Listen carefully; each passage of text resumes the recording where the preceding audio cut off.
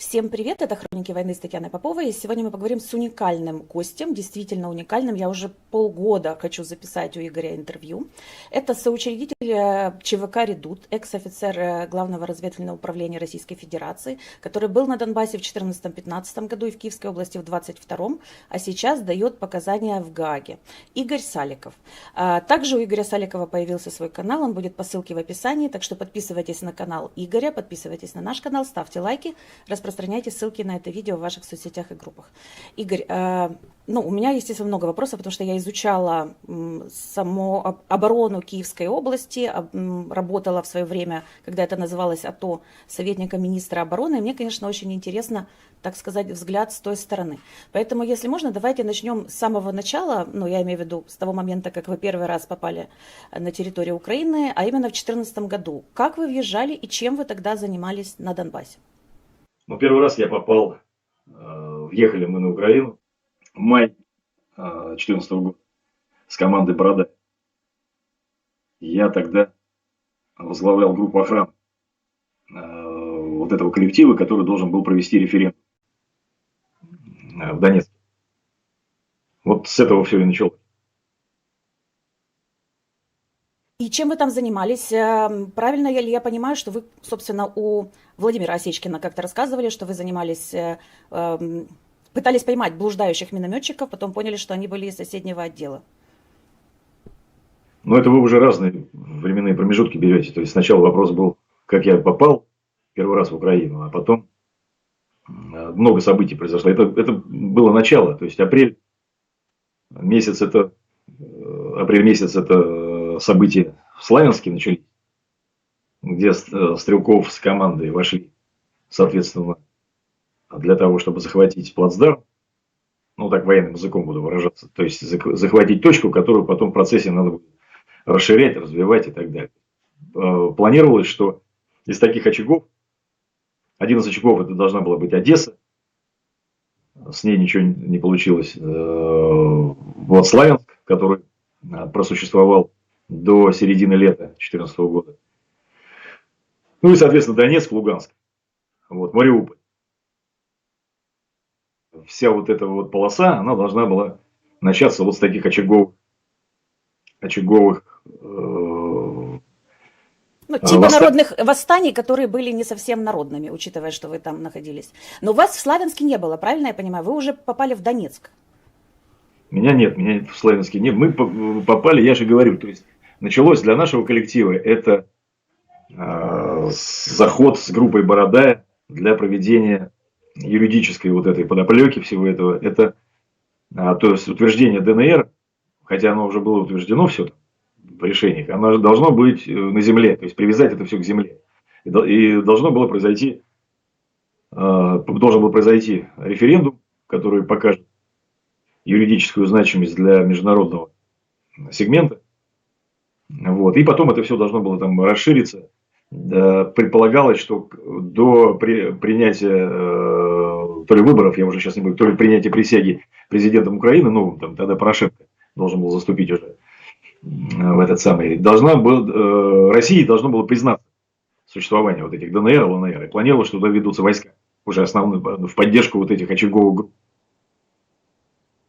Подождите, а это планировалось когда? Это, просто выборы Порошенко были в конце мая 2014-го, а Стрелков вышел из Славянска уже в июне. То есть, а когда планировалось введение войск? По плану, кто это все замышлял, должны были группы вот такие вот спецназы, ГРУ, там, усиленные всякими добровольцами и так далее. Это все должно было сделаться до 25 декабря.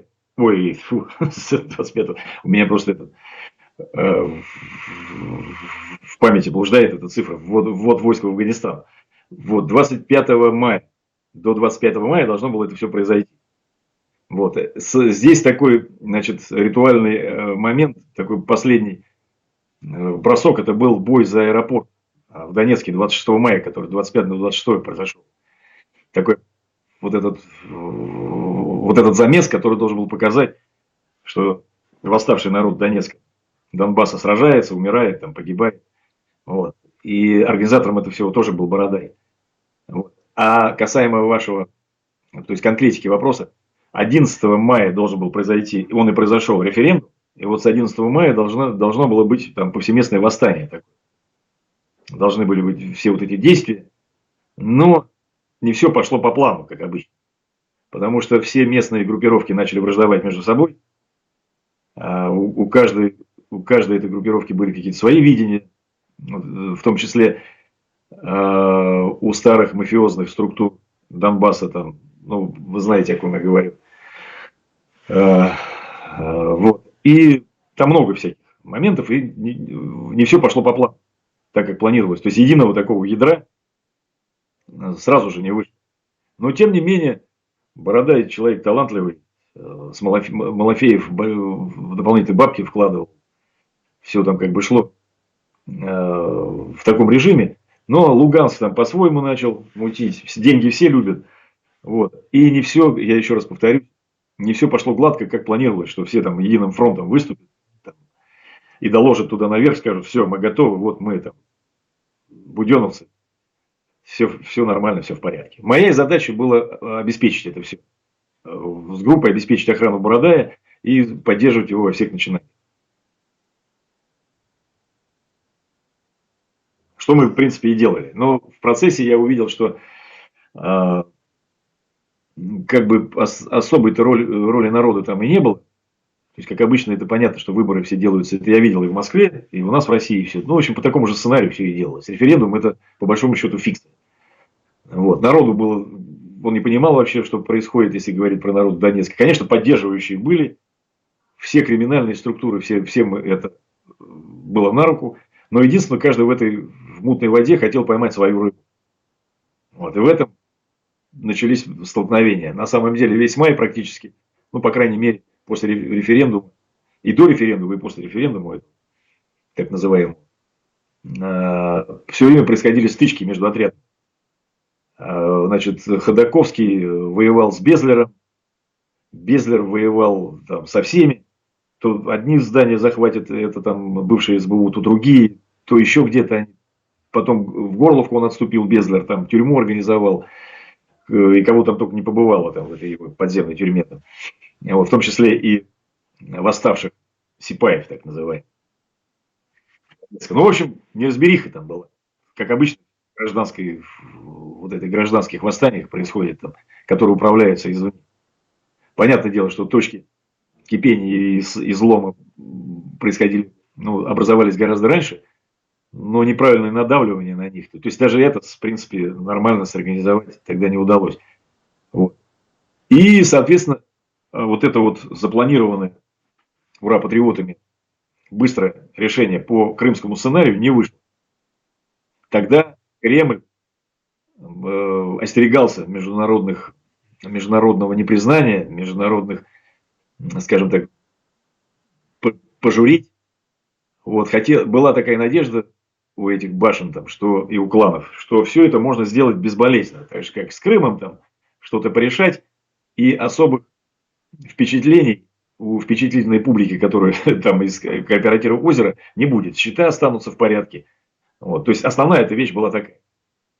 Но когда поняли, что не выходит, они, значит, надавливать не стали дальше. То есть отпустили эту ситуацию и взяли план Б. Сурков тогда всем этим руководил. Вот. И, соответственно, стали поддерживать так называемое народное восстание. Соответственно, второй раз на территории Украины я вошел в составе разведгруппы, которая потом преобразовалась в разведроту, и которая была включена в состав Снежинского батальона «Степь». Извините, а я не уточнила, а вот это первое подразделение, в составе которого вы вошли, как вы сказали, моя группа, это кто, собственно, был? Как она называлась, из каких людей она состояла? Ну, она состояла из такой, ну, в костяк ее вошли военнослужащие, бывшие военнослужащие и войск специального назначения Российской Федерации. Там и 16-й бригады, и из 22-й, и из спецназ ВДВ. Вот. И, ну, в основном, она была небольшая, это было 10-12 человек. Вот. Несколько человек туда включили, это были крымские ребята из Крыма. Из крымского Беркута, да? Или не Беркута, да, даже? Беркут. Ну, где-то, нет, кто-то один, по-моему, в морской пехоте служил, здесь я точно не могу сейчас сказать, но факт тот, что они все были в составе так называемых вот зеленых человечков, то есть в Крымской весне принимали участие. И отрядов самообороны, вот они попали к нам. Вы сказали про тюрьму, и тут также я хотела и вам вопрос задать, потому что полковник Светан, который в тот момент был советником главы Донецкой области, Таруты, он говорит о том, что к нему в тюрьму, когда он, правда, просидел, по-моему, там до недели в изоляции, но его пытали, и к нему заходил Бородай. А вы, так как вы находились как бы, в группе, которая обеспечивала охрану Бородаю, вы тоже заходили в эти тюрьмы? Видели ли вы пытки, принимали ли вы участие в допросах? Ну, во-первых, Светан говорил... Светана я узнал как блогер. То есть, я его до того момента, как я увидел его в интернете, я этого человека не видел и не знаком. Вот. Плюс, там, оправдываться мне тут смысла сейчас нет. Я вам просто факты сейчас скажу. Я пробыл командиром вот этой группы Бородая до чуть больше, до середины мая. То есть, вот референдум. У меня была поставлена задача проведения референдума. Вот. Референдум был проведен. После этого возник определенный конфликт взаимоотношений. Ну, то есть, я понял, что не мое место. Я попросился, нас перевели, меня с моей группы перевели в группу «Восток». То есть, я был под командованием, в принципе, Ходаковского к тому моменту. Вот. Потом я вышел с территории уже, скажем так, провозглашенной Донецкой Народной Республики или самопровозглашенной. Я вышел обратно в Россию и зашел уже туда как командир разведроты. Я уже действовал от ССН ФСБ. И это было летом, да? И правильно я понимаю? Это уже было когда? Это был июнь месяц 2014 года. Бои за Саур-могилу первые, которые начались. То есть, это в районе Снежном все происходило. Соответственно, в июле месяц я никак не мог быть в составе группы Бородай. С Бородай у меня на тот момент уже был конфликт серьезный. И даже Бородай, плюс конфликт у ФСБ вообще, с Сурковым, у ЦСН командование, которое ставило задачу, и мы выполняли задачу по недопустимости, чтобы украинские силы вооруженные перекрыли границу с Россией в районе Кожевни. Кожевня, потом высота 185, все вот эти вот высоты, значит, Донецкого кряжа, так называемый Миусфронт, чтобы там продолжал работать военторг, потому что оружие все шло через эти дыры, через эти коридоры. Вот. И мы в основном участвовали в боестолкновениях с ВСУ, с украинскими силами, с батальонами, рабатами. Да, я напомню нашим зрителям, что в тот момент, как раз летом, я в этот момент в инфоцентре РНБО работала, и мне сказали, что есть план Південь-Північ, типа юг-север, и что мы должны закрыть, собственно, границу для того, чтобы оружие с России не заезжало. Хотя, конечно, Россия рассказывала, что это оружие обычные шахтеры нашли в каких-то шахтах. Но, как вы говорите, это все-таки было российское оружие, правильно? Конечно, конечно. Это был военторг, это называлось, и все оружие, в том числе и в Славянск, все шло из России. Хотела спросить, если вы были в Снежном, то получается приблизительно в это же время там появился БУК, который выстрелил и сбил малазийский Боинг. Что вы об этом знаете? Я знаю об этом в то время, когда был сбит самолет. Я находился в госпитале. Вот, но на излечении. Но на тот момент, до этого случая, я имею в виду до самого сбития самолета, я имел разговор, то есть я тогда на несколько дней приезжал в Донецк, чтобы получить бумагу, оформить одну бумагу, которая мне необходима была там, для продолжения лечения, где я получил ранение. В общем, нужно было бюрократическую такую процедуру соблюсти, и мне нужно было заехать в управление специальных операций Генпрокуратуры. При Генпрокуратуре тогда была создана такая структура.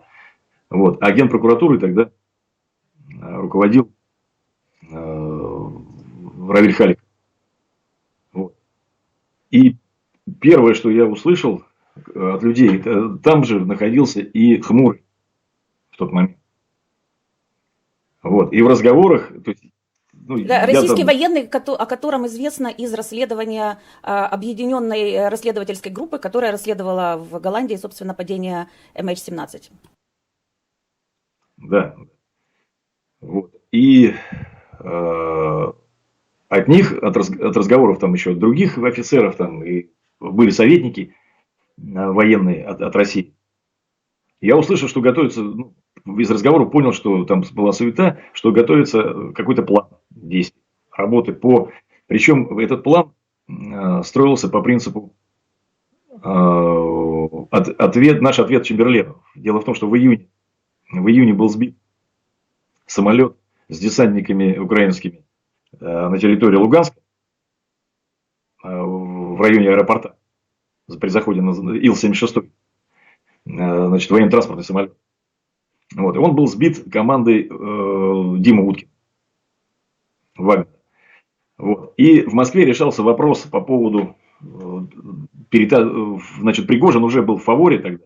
Еще, правда, никто не знал, что Пригожин будет именно возглавлять, какой он имеет статус там в этом всем ключе. Но я об этом знал еще с декабря 2013 года. Потому что мне один мой знакомый, который вхож в этой, он тоже бывший офицер конторы, но уже несколько лет возглавлявший одну из частных военных компаний. И он был приглашен на совещание закрытое, на котором спецслужбы присутствовали там различные. И на нем было решено, что созданию ЧВК будет в системе серой схемы, и руководить этим всем назначен был повар Путина, то есть Пригожин. Вот. Это декабрь 2013 года. Вот. Что касаемо Боинга, значит, информацию я получил вот от нескольких людей, в том числе в этом кругу был Хмурый, там еще ряд людей, которые входили в штаб Безлера. И информация была о том, что выделены, ну, будет проводиться операция по аналогичной схеме, военный самолет должен быть сбит. Только теперь силами группировки, которая, скажем так, на тот момент уже конфронтация была ГРУ и ФСБ. Если так условно можно привести. ФСБ, оно тоже из нескольких кланов там состояло. Но тогда решалось, кому пойдет финансирование, кому пойдет оружие, а оружие и финансы – это власть в регионе. И вот эта борьба тогда была на пике, и нужен был ответ. То есть у Вагнера вышло сбить. То есть Дима Уткин более продуктивно на тот момент был, нежели Стрелков. А нужно было Стрелкова в этом ключе, потому что он уже в опалу стал попадать. Потому что изначально Стрелков тянул одеяло на себя. Он должен был был героем. Вот. Но в этом ключе Пригожин его переиграл, потому что Уткину было предложено возглавить секретную группу, войти в Луганск и навести там шухер. И показать царю, значит, Васильевичу, что там, я уж не знаю, в то время Васильевич он был или кто-то, ну, в общем, самому главному, кто результативнее. У них это вышло. Ну, они там сбивали, если я не ошибаюсь, стрелой, а здесь было решено Стрелкову передать БУК.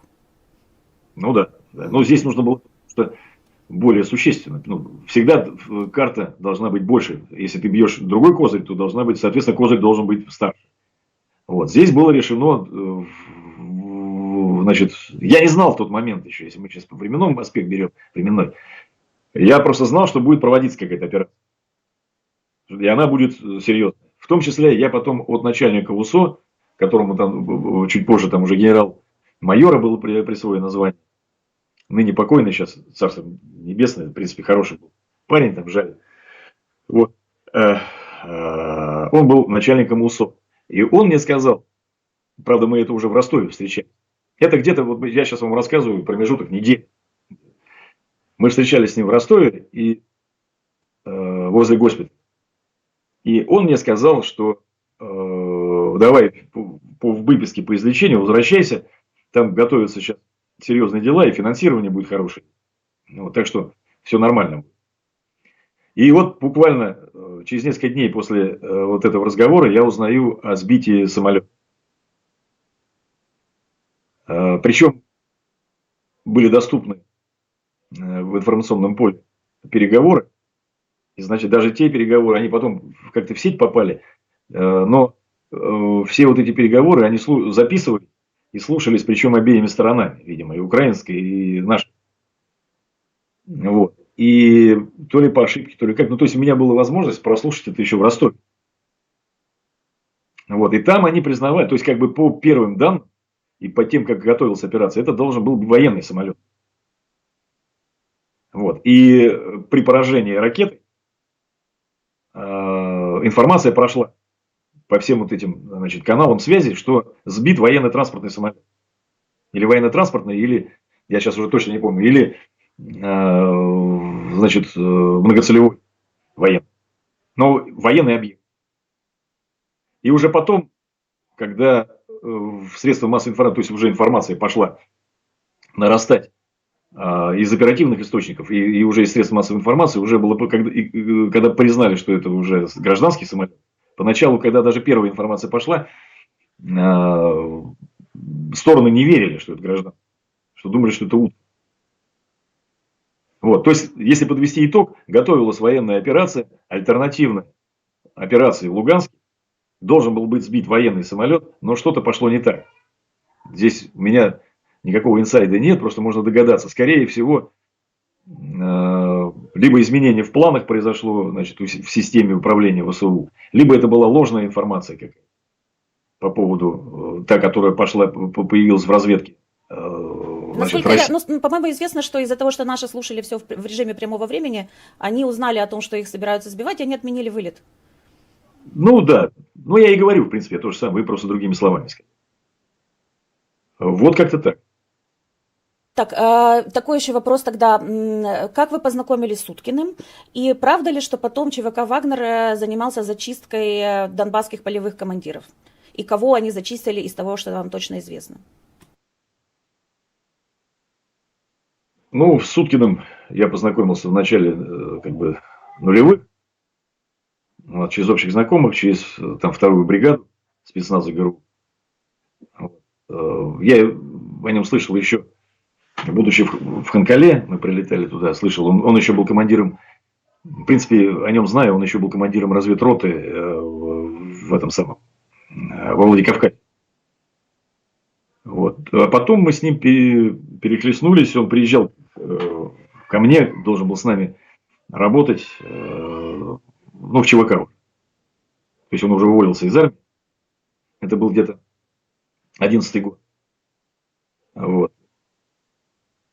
Поработал недолго, не сработался там с бывшими, значит, альфовцами.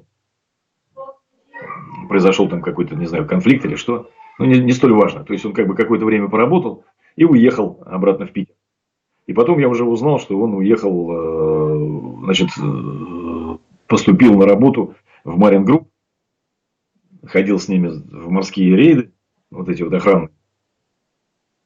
Но после конфликта, не конфликта, а инцидент, который произошло событие с арестом судна в Нигерии, он на какое-то время там тоже был что-то без работы.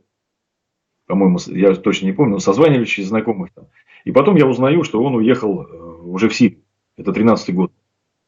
Что он оказался там, значит, то ли командиром штаба, то ли командиром батальона.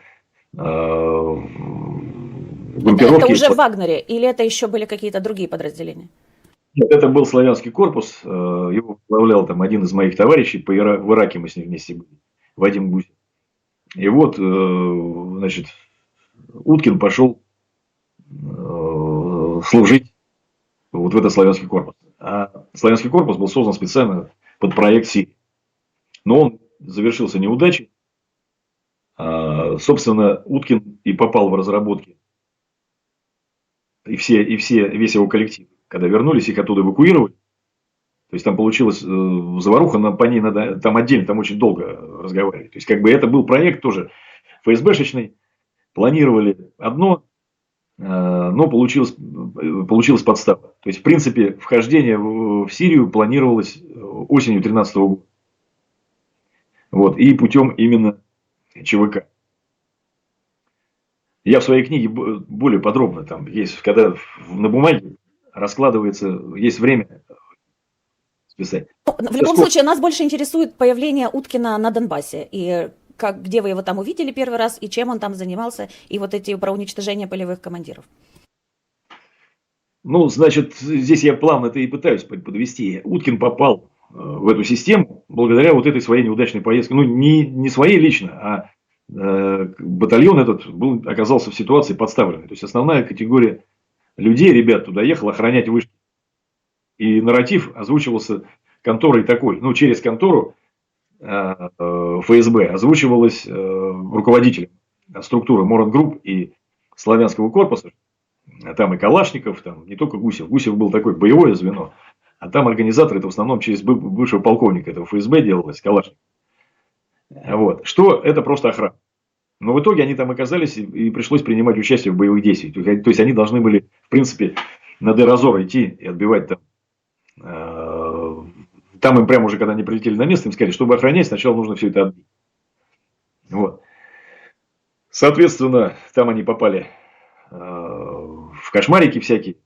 Вот. И все это дошло до американцев. Началась тревожная ситуация. И поступил приказ их оттуда вывозить. Их оттуда вывезли и всех, соответственно, ну, можно сказать, подвергли гражданскому аресту такому. То есть у всех забрали паспорта, а задержали только троих. Остальных отпустили, но под определенную подписку, под определенную разработку, соответственно. И весной уже 2014 года, после украинского Майдана, все эти люди были вызваны в контору, соответственно, первым, кто Уткин. Ему было предложено создать боевую группу секретную, которая войдет и сделает дело определенное на территории Украины. Если был представлен Пригожин, но это еще была такая дистанция. Если все пройдет успешно, пойдет финансирование. Это параллельно с нами делалось. То есть нашу группу формировал ЦСН ФСБ в Ростове. И где-то параллельно, просто я получал трассеры. Трассеры это такой термин слухи по гражданству. Соответственно, мы в этот период не видели. Но где-то на параллельных полигонах проходила подготовка и нашей группы, и той. Только разные направления. Они пошли. Мы 4 или 5 числа, 4, по-моему, 5 вошли на территорию Донецкой области, а группа Уткина пошла на Луганск. Это 5 июля, или это еще, вы имеете в виду майскую историю? Нет, это июнь. Июнь. Угу, окей. И дальше вы пересеклись когда с Уткиным там? Мы с Уткиным там не пересекались. Мы с ним пересекались, когда я уже прошел курс лечения там, и находился дома. Он меня пригласил, то есть у них успешная операция это прошла, пошло финансирование, и он меня пригласил в поселок Молькино, ну, в 10-ю бригаду, это уже была осень 2014 года. Вот там мы с ним увидели. То есть где-то в сентябре-октябре я с ним поговорил по телефону, и там через какое-то время приехал туда, где уже размещался на территории гарнизона воинской части 10-й бригады Главного разведуправления в районе погрузочной железной дороги, погрузочного моста и где вот директриса танкодром, был развернут дополнительный палаточный городок, модули установлены, там все вспомогательные сооружения. Ну, то есть размещался полноценный батальон спецназа, состоящий где-то из 3 рот на тот момент. Ну и, соответственно, вспомогательных всех систем обеспечения. Ну, вот это та самая база Молькина, да, о которой так говорят? Да. Угу. И дальше что было?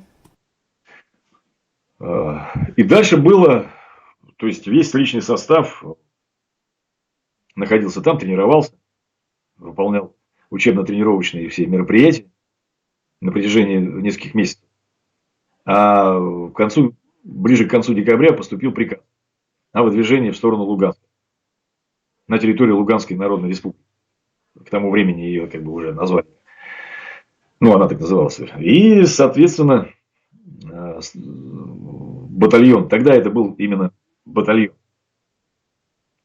стал получать, ну, или батальон и тактическая группа, такого еще как бы неполного состава, но у нее был свое танковое, это, значит, танковый взвод, или танковая рота, да.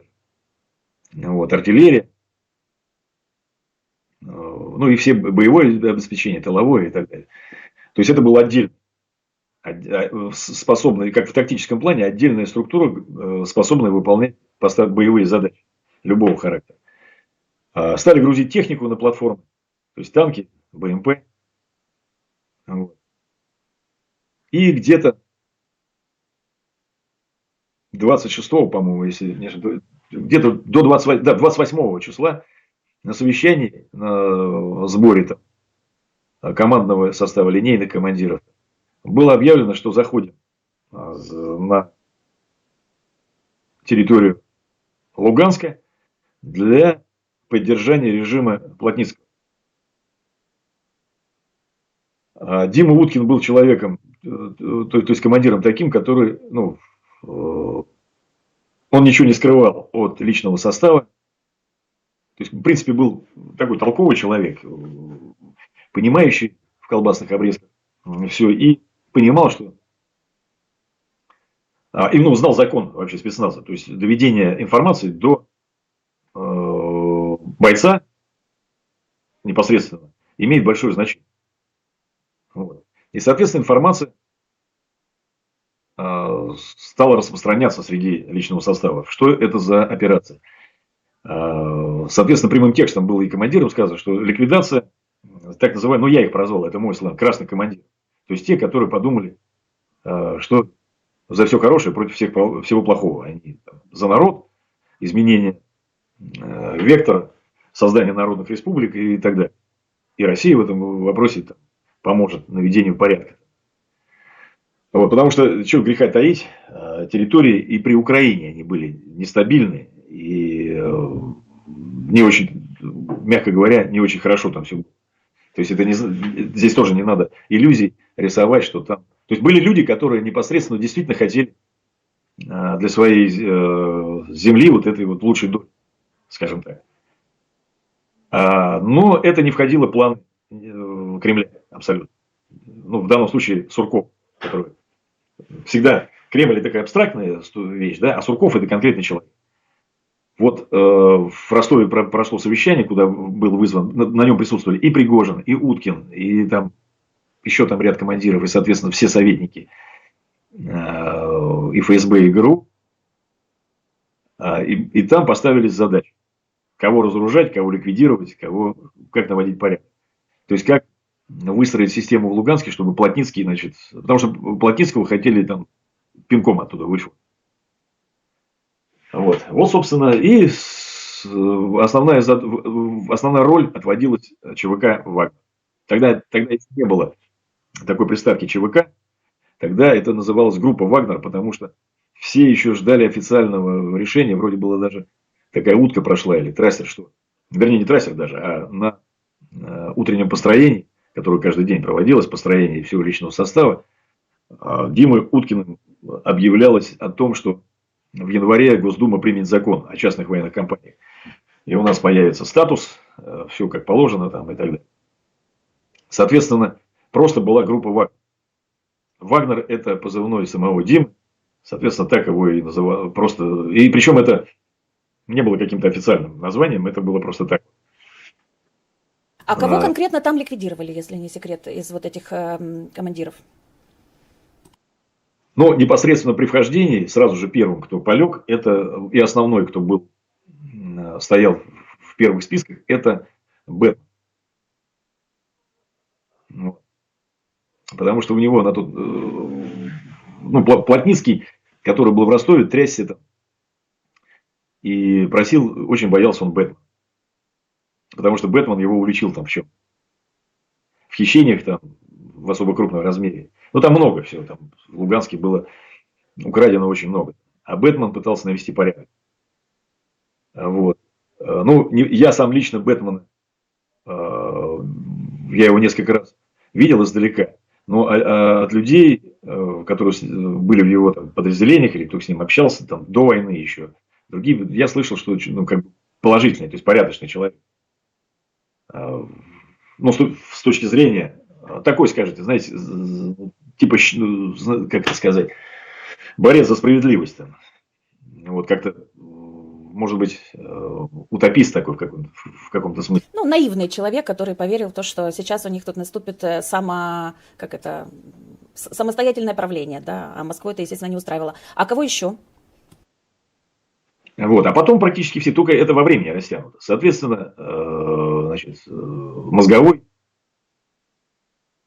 потом ряд еще, я сейчас фамилии, к сожалению, на память не помню, это вот я сейчас самых крупных таких. То есть все вот и полевые командиры, и помощники, которые как-то встали и более-менее сопротивлялись или выражали какую-то политическую волю, и кого непосредственно тот же Плотницкий указал в списках, они подлежали ликвидации.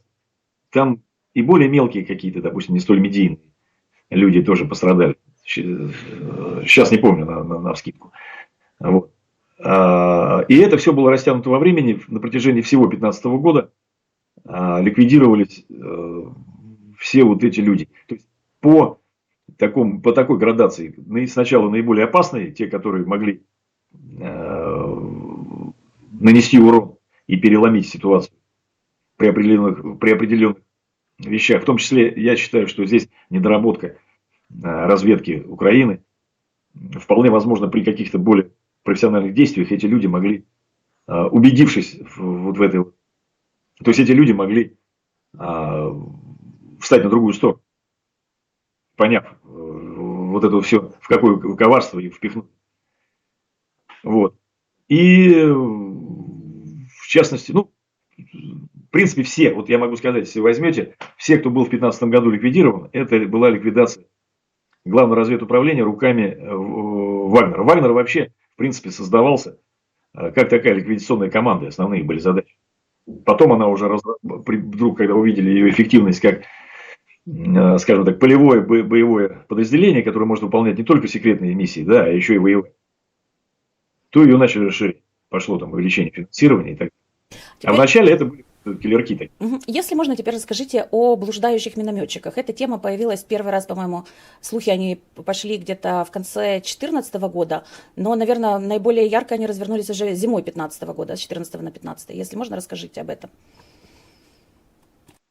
Ну да, дело в том, что я ушел из Вагнера, то есть я не стал принимать участие, не поехал вот в этот Луганск. То есть когда я узнал, что нужно будет ликвидировать тех людей, с которыми ты как бы эту революцию делал, то изменить я, конечно, всю эту ситуацию никак не мог, но принимать участие в ней тоже не стал. Я просто подошел к Уткину и сказал, что я ухожу, как бы не буду этим заниматься, что послужило нашим с ним конфликтом. Во-первых, я располагал информацией, как бы такой, ну, не очень хорошей, и этот конфликт продлился очень долго. Вот. Соответственно, в январе мне поступило предложение поехать на Донбасс. Уже обратно вот в это управление спецопераций. И я, приехав туда, заступил там на должность начальника 4-го отдела. Вот. Задачи нескольких отделов, это было, тогда как раз был Дебальцевский котел, вот он там происходил, и бои в Еленовке, в Марьинке проходили на востоке Донецка. Юго-восток, восток. Ой, восток-запад, юго-запад и запад Донецк. Вот, и первый раз я столкнулся, это нашу группу обстреляли. То есть прилетели, значит, мы были обстреляны сначала из АГС, то есть из автоматического гранатомета, у которого не особо большая дальность в стрельбе. Но, правда, ВСУшники стояли через речку от нас. То есть вполне возможно могло. Как бы сначала такая и была информация. Но потом, когда мы стали разбираться, откуда там были произведена эта атака, выяснилось, что это из глубины. То есть с нашей же стороны был обстрел. Значит, ну, я доложил руководству и говорю, значит, где-то действует диверсионная группа противника. раз по нам стреляют. Либо, либо должны кто-то по ошибке. Ну, сначала был такой ответ, что по ошибке кто-то. Но на другом участке было тоже доложено, что тоже прилетел. Потом стали прилетать минометные снаряды. То есть из 82-го миномета. Вот. И в одном из случаев мне была поставлена задача, в том числе сотрудниками ФСБ, причем тогда, я так понимаю, что была линия честных сотрудников, которые действительно разбирали параграф, что кто-то хочет сорвать Минские соглашения. И мне была поставлена задача расследовать вот это дело.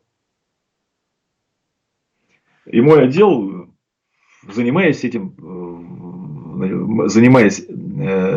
делом, расследуя один из эпизодов, пришли к такому выводу по фактам, что стрельба была там с определенного места, с территории Петровского района, недалеко там от железной дороги, бывшей, ну там кладбище, там потом разбитая заправочная станция, то есть с нашей территории. Вот.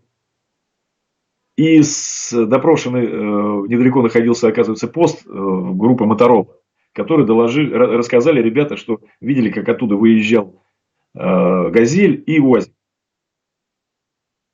Без номеров. Вот. И они уехали в сторону Донецка.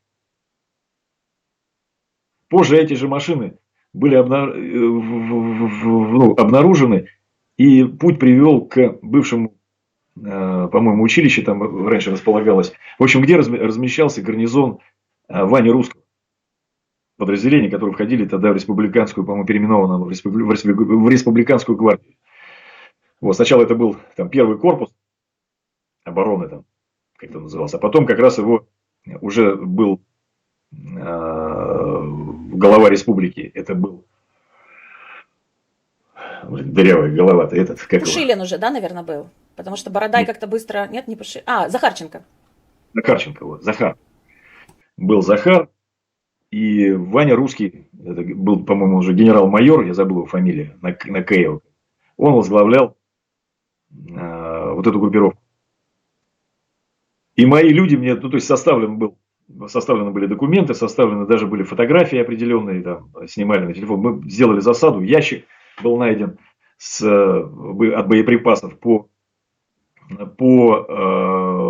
маркировке. Этот ящик был со складов Зауралья, ну то есть как бы с российской стороны. Вот. Эти все документы я предоставил, значит, Федеральной службе безопасности. После чего, причем параллельно, этим же занимались еще несколько групп. То есть сведения, это я уже потом от сотрудника конторы узнал, что факты эти подтверждают. То есть это не только мы там, да, понятное дело, что всегда делается с нескольких источников. Вот, то, что факты подтверждаются, мало того, что другой группе гораздо больше удалось в этом деле расследовать, они даже установили имя, кто руководил, то есть чей батальон в этом принимал участие. Это батальон Копья, это Иванов Евгений такой. Он был на тот момент командиром батальона, вот в этой республиканской гвардии. Вот. И мне второй задачей было поставлено непосредственно проработать этого человека. Но через некоторое время этот приказ отозвали.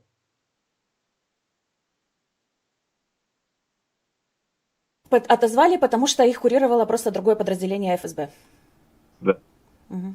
И вам сказали больше этим не заниматься. Хорошо, тогда, если можно, давайте перенесемся в 22 год. Как вы оказались второй раз на территории Украины в 22 году? В сентябре месяце 21 года мне позвонил сотрудник, один из моих там, знакомых, сотрудник главного контрразведчика, скажем так, он как главный разведуправление, но курировал вопросы взаимодействия с ФСБ и всех вот этих вот структур на Крымском полуострове. И попросил встретиться. Мы с ним встретились, и от него я узнал, что формируются определенные группы секретного значения, вот, которым там кое-где надо будет что-то там поделать. и предложил возглавить одну из таких групп. Причем ему понадобились и мои. Мы несколько раз у нас происходили встречи.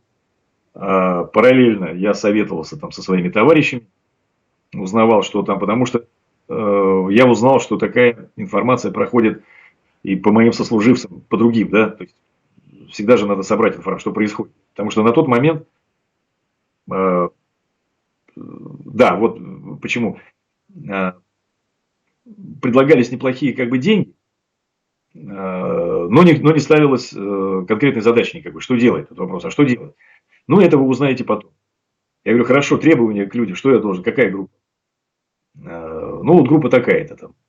Сейчас пока не могу сказать, давай встретимся там через несколько дней. Хорошо. В этот момент я пытаюсь собрать какую-то информацию. Узнаю, что параллельно ведутся такие же переговоры еще с несколькими моими знакомыми. Вот. Ну, сначала я хотел просто забить на это все, а потом думаю, ну, интересно стало.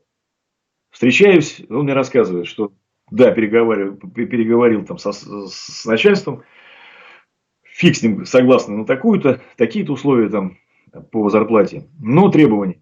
Значит, твой личный состав – это все бывшие сотрудники спецподразделений, ВДВ, умеющие прыгать с парашютом, там,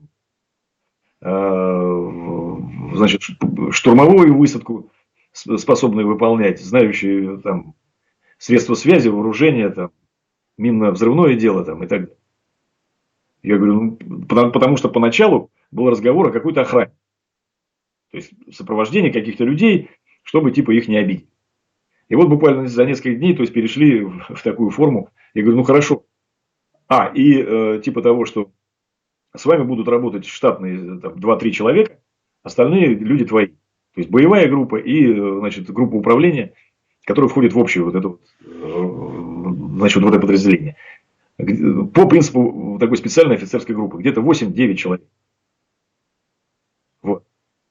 На вопрос, какие задачи, я единственное, что из этих всех разговоров, которые прошли до нашего перемещения на базу подготовки, я узнал, что действия должны были быть в районе Мариуполя и Одессы. Почему? Потому что мне было сказано, что 2 человека обязательно в мою группу должны будут входить, местных, ориентирующих на местности и знающих украинский язык.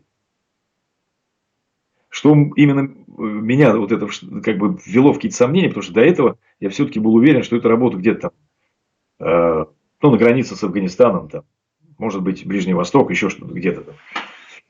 Вот, потому что упор все время ставился там разговор про Сирию был там и так далее. И вдруг здесь украинский язык. Я говорю, так что, планируется, что Украина, что ли? Я говорю, ну, это просто как бы... Он говорит, я ничего не могу сказать, вся информация будет на базе. Соответственно, мы с товарищем решили с этой темы соскочить. Потому что она нам показалась смутной. Вот. Но соскочить с нее сложно всегда. Поэтому я просто назвал сумму, которую эти структуры не потянут. Потому что они выстроены по такому принципу. На каждого бойца выделяется определенная сумма денег. Его надо экипировать. Ему там, то есть это где-то 2 миллиона рублей на операцию. Вот. И контора работает как? Часть остается, там берут со складов, там как-то это вычитают, потом зарплата этого сотрудника, а основной куш это делят между собой, то есть так называемый откат. Соответственно, когда этим людям это невыгодно делать, и ты называешь им какую-то сумму там, астрономическую по их понятиям, то они начинают искать других людей. Вот. То есть, как бы, ну, не, как это сказать, когда с тобой провели первый разговор. А отказать нельзя, потому что они считают, что вы уже знаете тайную информацию, и, соответственно, если вы просто отказываете, у них могут быть какие-то сомнения в вашей лояльности. Да, да, такой вот как бы негласный. Вплоть до возможной ликвидации, да? Ну, для ликвидации, скажем так, еще какие-то вещи должны. Не такие уж. Кровожадность, она постепенно там в России вот сейчас пришла к такому. Сейчас да. Сейчас да. В то время еще нет. Еще как бы нет. Но, понимаете, то есть здесь на каждый уровень вот это вот, уж извините меня, здесь у меня словарного запаса не хватает сказать, ну, как не придам их, вы меня, наверное, Татьяна, простите. Ну, вот этого пиздеца, каждому вот этому шорт-тайму было свой уровень. На тот момент и это было, казалось. То есть, никто не знал, что это предела-то этому нет.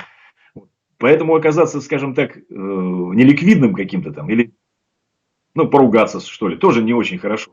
Да, там, понятное дело, что я не хочу сказать, что там всех сразу опытом и ликвидировали, но при определенных вещах, при определенных еще каких-то там аспектах, ты уже не рукопожатый такой, скажем так. Вот. Соответственно, если к тебе, И да. что? И в итоге они согласились на ваши условия, которые вы специально поставили так, чтобы они отказались? Нет, нет, нет. Тогда, это я же вам говорю, это еще сентябрь, октябрь. Я там уезжал в Армению, то вернулся, это сентябрь-октябрь 2021 года. Еще, вот я вам как на духу говорю, вообще даже в голове не укладывалось, что что-то может произойти подобного плана февраля 22. Но операция готовилась уже. Она готовилась. И готовилась в таких секретных формах, потому что на тот момент вот мы, например, не знали. Не знали еще мои товарищи, которые тоже были потом привлечены на осень.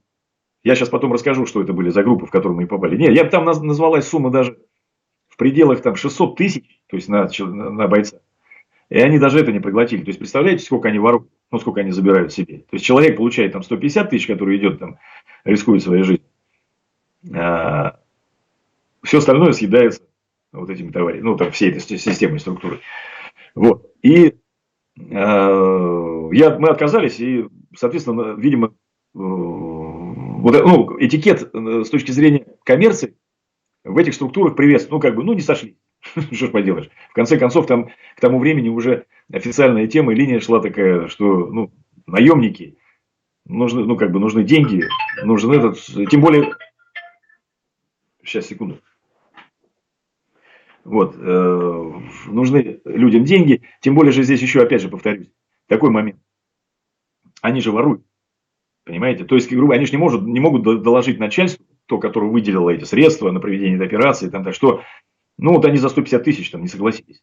Какие нахрен 150 тысяч? Поэтому они здесь, это такое прохиндейство на, скажем так, средних линейных уровнях. Вот. И они глубоко убеждены, что в глубине России можно найти дураков, там, кто выполнит. Вот они и нашли, которые не смогли. То есть, эти группы готовились для для провокаций со стороны Украины. То есть, эта группа должна была зайти на территорию Украины и нанести ущерб военного смысла в преддверии вот этого вторжения. То есть, чтобы вот эти СМИ потом разнесли. Мы видим, как это нелепо получилось. То есть, соответственно, потому что вот это воровство, они не смогли набрать нормальных людей, и те, которые смогли бы правильно выполнить эти задачи, и там послали каких-то дилетантов, которые где-то Подождите, но, Игорь, вы все-таки оказались в 22 году на территории Украины. Расскажите, как все-таки? Я сейчас и рассказываю, просто, может быть, немножко... Потому что это все, знаете, как сложно. Вот на момент осени, первой половины осени, я от этого отказался. Потому что, вот в диверсионной всей этой фигне участвовать я против Украины. Я не захотел. Понимая, чем это все закончится, я имею в виду. По-любому такие группы будут ликвидированы. Вот. В ноябре месяц мне снова позвонили, но уже другие люди. И сказали, что формируется, батальонно-тактическая группа для работы в Центральной Азии. И отряд этот, причем позвонили от человека, под командой которого я в Сирии работал. То есть, бывшего, замкомандира бригады Вагнер. Этот человек был заместителем Уткина. Вот. Позывной его Юрий. Я сидел без работы. Соответственно, было мне сказано, что это официальный контракт с Министерством обороны. Меня приглашают на командирскую должность. Зарплата в доллар.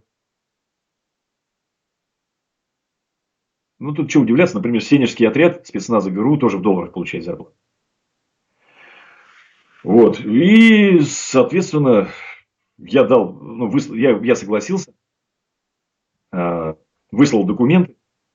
Пока время там какое-то прошло, через некоторое время пришло подтверждение, что там я проверку прошел. Мне было предложено, был назначен человек-куратор связной, который сообщил, куда прибыть в Ростове, что брать с собой. Причем несколько раз Юрич мне звонил и подтверждал и говорил, что самое главное, возьми теплые вещи. Теплые вещи. Дорога дальняя, теплые вещи, и в горах холод. Понятное дело, что по связи всегда фуфло втирают, но тем не менее какие-то вот эти вот, значит, смысловые обороты повлияли в том числе на мое решение. Ну и убеждение, что все-таки на тот момент напряженность в Средней Азии действительно была серьезной. Появлялась информация о возможности затыкания дырок на границе, в том числе в районе Пянджа и Амударьи, группами, вот эти российскими подразделениями, причем в том числе и частного подряда. Вот. И все это выглядело очень правдоподобно. Но дальше, понятно, дальше, конечно, такой вопрос возник, когда нас посадили в армейские грузовики 22-й бригады ГРУ и привезли на границу с Украиной, ну, с ДНР. Это уже было в феврале 22-го, да? Нет, еще раньше? Это был декабрь. Декабрь 21 года. Ага. И? Декабрь 21 года нас посадили, ну, то есть мы прибыли на границу, проехали на ту сторону, там нас ждали уже транспорт в лице новых буханок, УАЗиков. Если вы знаете, что буханка, таблетка. Вот. Подожди, извините, а на какую же, значит, на ту сторону? Имеется в виду в Беларусь? Нет. Нет? А куда? Успенская – это граница, значит, Ростовской области, в районе, это от Таганрога, туда, то есть это, ну, территория Украины, юго-восток Украины. Понятно, потому что я подумала сначала, что это туда, вот на белорусскую границу. Значит, вы оказались на территории, оккупированных территорий Украины. Угу. Мы сейчас с вами говорим о временном промежутке, еще 21 год. 21 год. То есть нас повезли в Луганск. Формирование батальона проходило в Луганске. Потом под Луганск.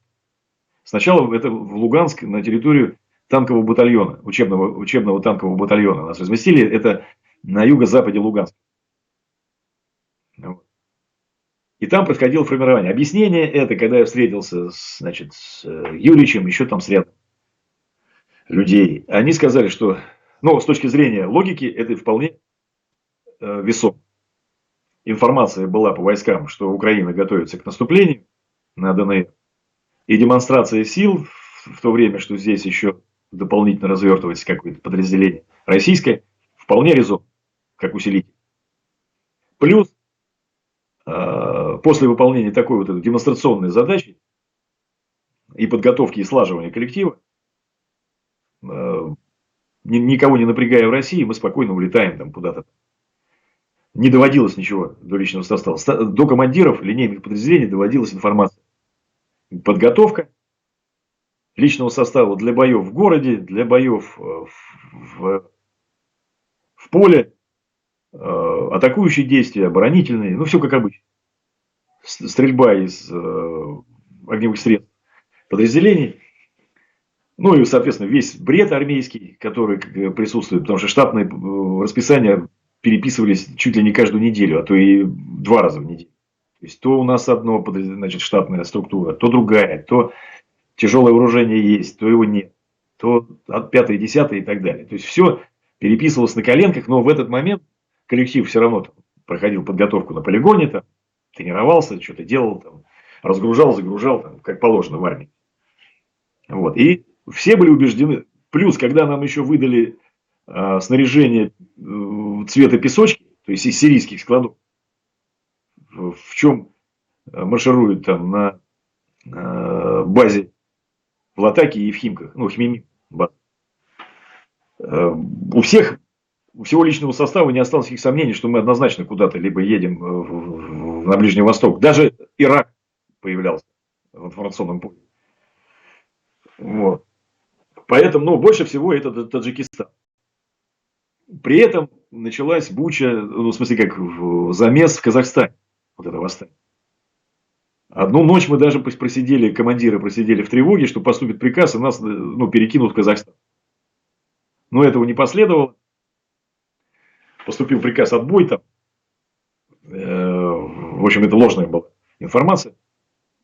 Опять начали готовиться. И 10 февраля поступил приказ грузиться по... до этого часть моего личного состава выдернули. Мне поступил приказ в определенную категорию людей, которые убыли, как я позже по трассерам, ну, по определенной информации, как мы договорились обмениваться, я получил информацию, что они были на Урале, а после Урала оказались в Беларуси на учении. Вот. Вооружение нам было приказано где-то накануне все переписать, все, что мы получили до этого, и упаковать обратно в ящики. Закупорить эти ящики, подписать и все это загрузить в грузовики, в машины, плюс весь шмурдяк, все личные вещи, ненужные в оперативном смысле людям, бойцам. Сегодня все это тоже загрузилось в грузовики, которые убыли куда-то. Никто не доводил куда. Ну, в смысле, как это обычное явление в армии. Вот. Но все это говорило о том, что, конечно, мы к чему-то готовим. Показывало, что такие... Обычно всегда можно через какие-то трассеры, через какие-то там концы узнать. Никто не знал ничего вообще. И 10 февраля приходит приказ грузиться вечером, к вечеру уже дня, грузиться по машинам. Каждый батальон, каждый отряд выделялось по 3 машины. Все загружались, и вся батальонно-тактическая группа выдвинулась к границе с Россией. Ночью мы были на границе, перешли ее пешком.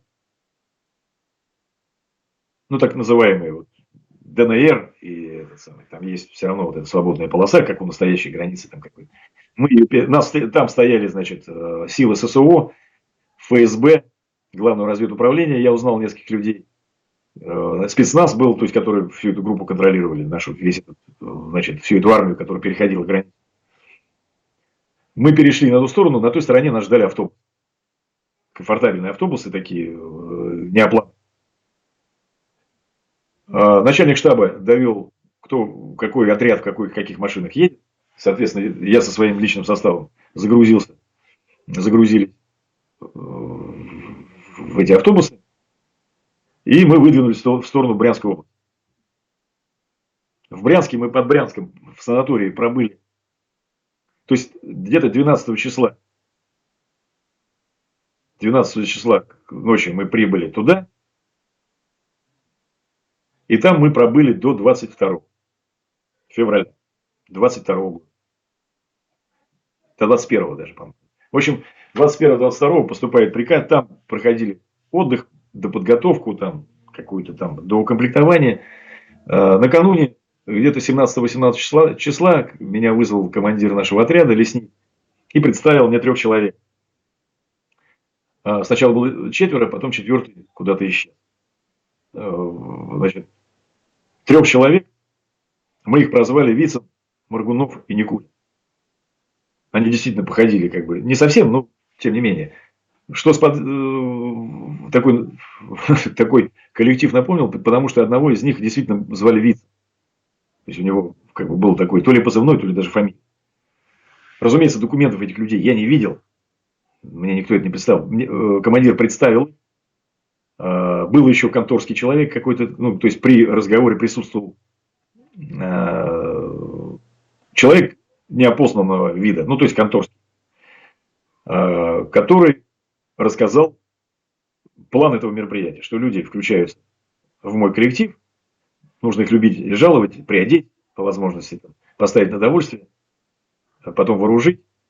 И эти люди, то есть они зачисляются в штаб, и эти люди вступят в работу, когда поступит команда Дорис. Ну, так это обычно. Вот сейчас пока так, а потом вам все доведут. Это были бывшие сотрудники СБУ и группы Беркут, которые перешли на сторону, ну, жертвы вот этого Майдана украинского, которые оказались там сначала в тюрьмах, потом их как-то обменяли. В общем, они полностью работали на контрразведку России. В лесу, значит, 22 числа мы оказались в лесу, так называемый Рыжий лес, который находится, это 30-километровая Чернобыльская зона, 22-23.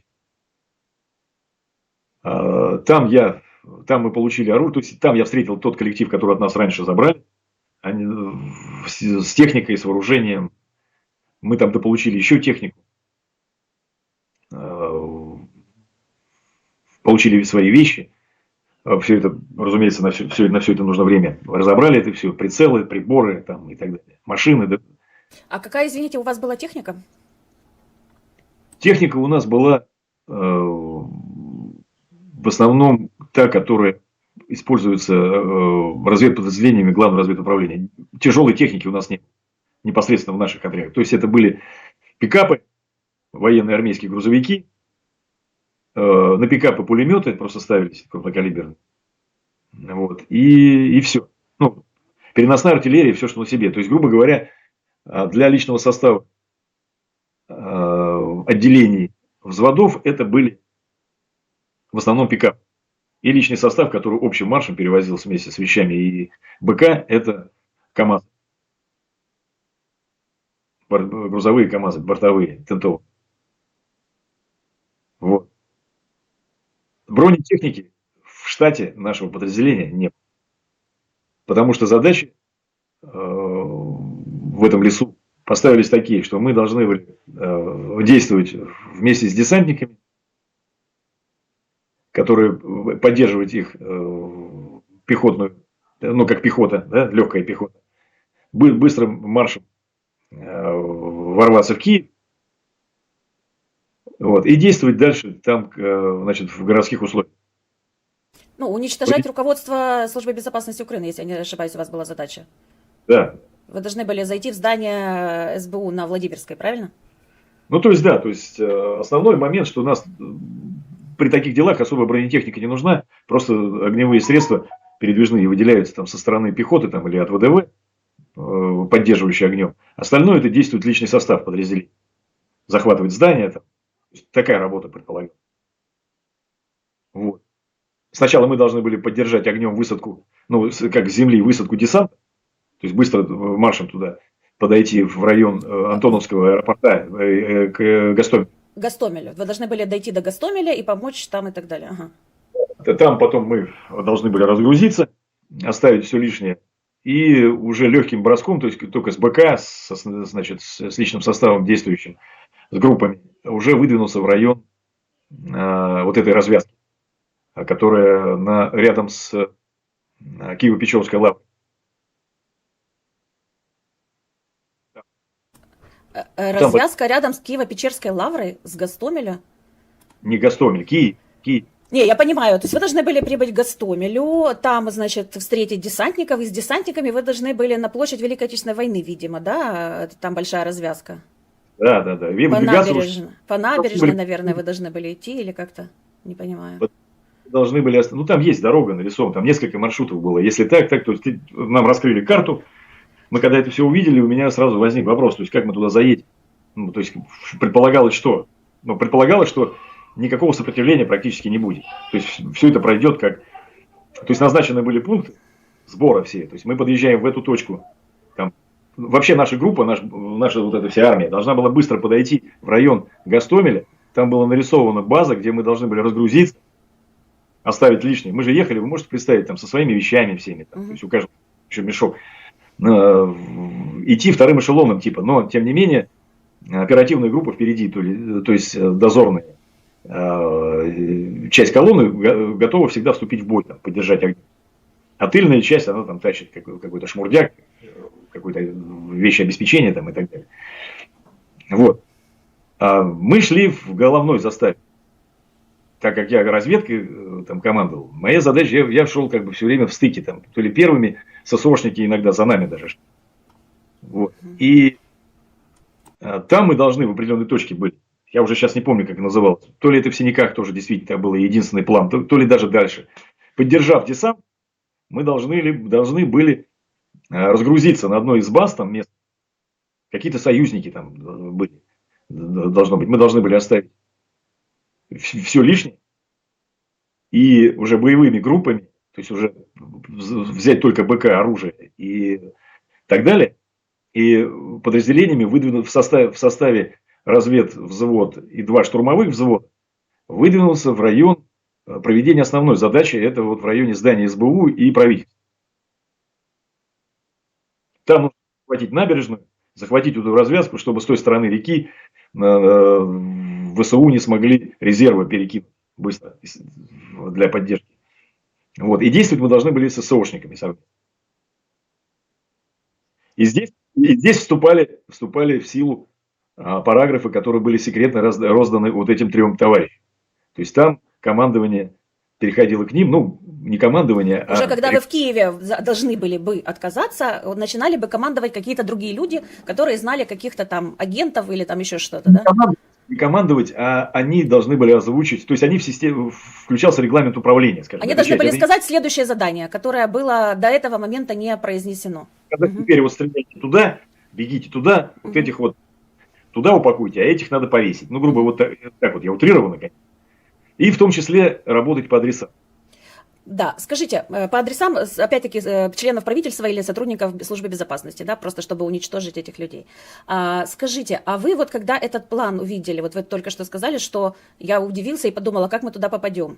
То есть вы, и когда его увидели, вы не озвучили им это, что типа, ребят, ну это невыполнимо? Или там, почему вы уверены, что сопротивления не будет? Озвучил, конечно. Озвучили не только я, то есть там и другие командиры.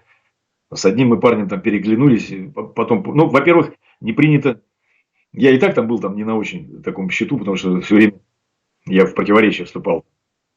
Вот. Кто-то старался на совещаниях помалкивать на этих, а высказываться потом, в кругу, скажем так, своем где-то, разбирая в этом всех вещей. Но, тем не менее, там несколько, ну, люди высказали свое мнение, конечно, в том числе и я. Но это все игнорировалось, и тот, кто поставил задачу, понимаете, в чем дело? В российской всей этой структуре нашей логики искать нет смысла никакого. Она всегда-то была, еще и советская эта система строилась по принципу, надо сначала запутать самих себя, а потом и враг ничего не поймет. А уж сейчас вообще тем более. То есть там строится все вообще по неизвестному какому-то плану. У всей этой группировки нашей, 30-тысячной, не было единого команды. Начнем с этого. Поэтому откуда шли эти приказы и кто разрабатывал это все, вообще непонятно. Вот оно спустилось вот так вот сверху, ну как-то к нам, вот до нас, и говорит, вот так. И у тебя исправить это все или внести. Раньше боевые задачи так никогда не ставились, по крайней мере. То есть отдавалось время, личный состав, которому поставлена задача, это все дело обдумывал и подавал наверх свое решение. Все это согласовывалось в штабе, взвешивали все за и против, давалось время на подготовку. И причем в выборе огневых средств, оружия, там, личного состава, это всегда прерогатива командира линейного подразделения. Вот. А здесь это все похрену было. Вообще.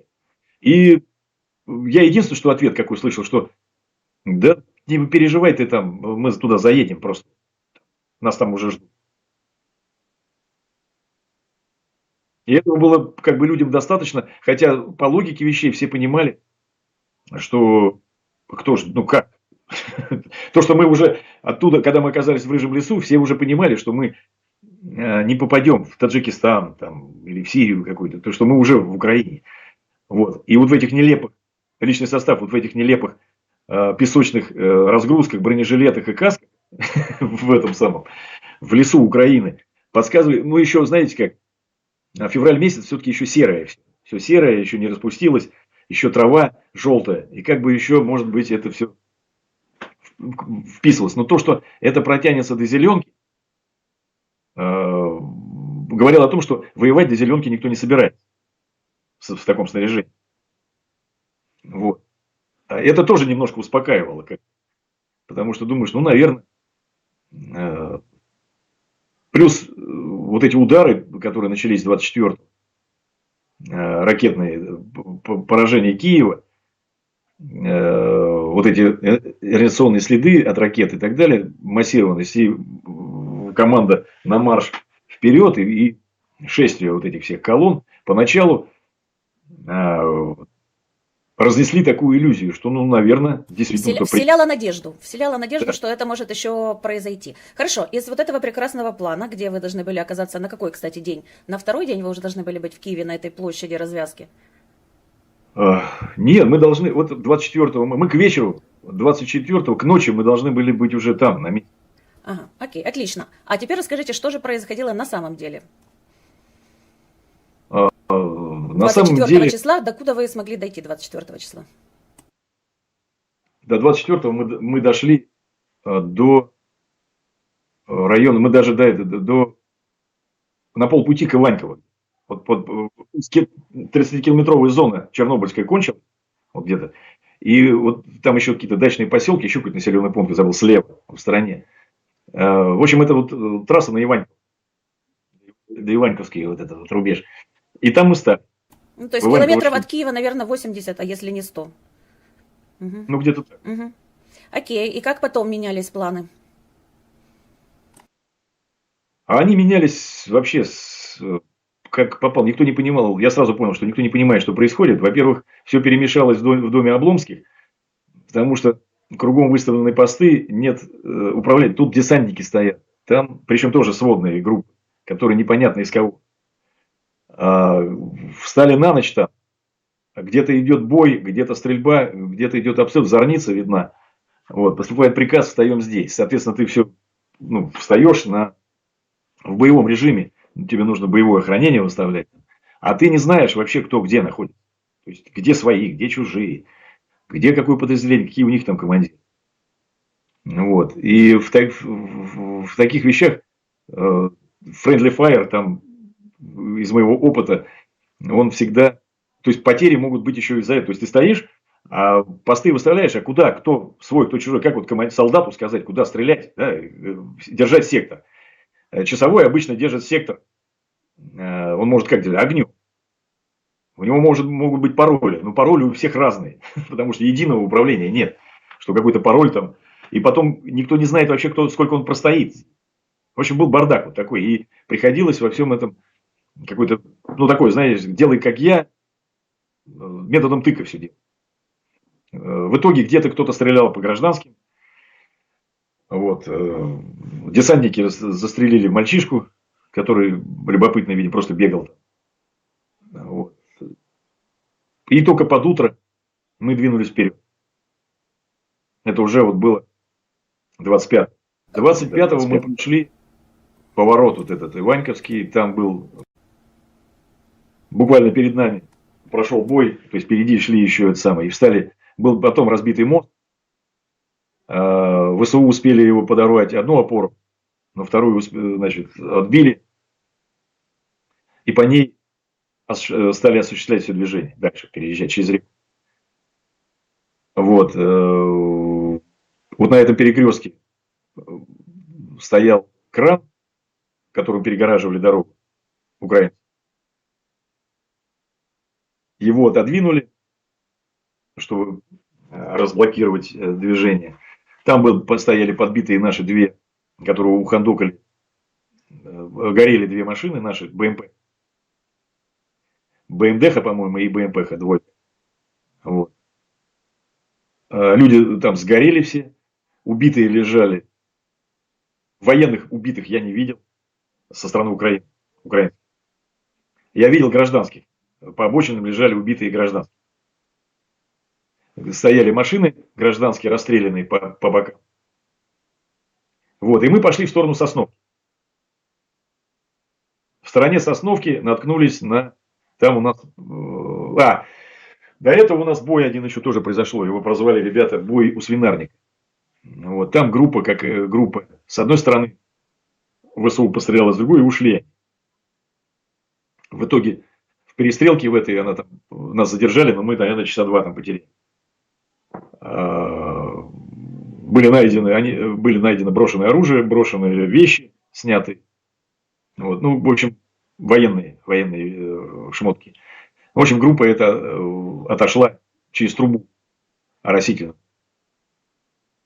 Потом поступил приказ опять то есть там еще чеченский батальон еще воевал, зеленку эту, ну, лес прохреначивал из пулеметов крупнокалиберных. Вот. Потом поступил приказ двигаться, и мы вот потом пошли Иваньково, проехали в сторону Сосновки, и там тоже наткнулись нас тоже обстреляли, и был обнаружен датчик слежения, установленный диверсионными, ну, видимо, разведотрядами ВСУ, которые стояли и считали техника, откуда идет, и какая такая, похожая на МОН-50, на дереве висела. При попытке ее снять, этот датчик, нашу вот эту колонну стали обстреливать. Сработала где-то сигнализация со стороны деревни, там населенный пункт вдали за полем был.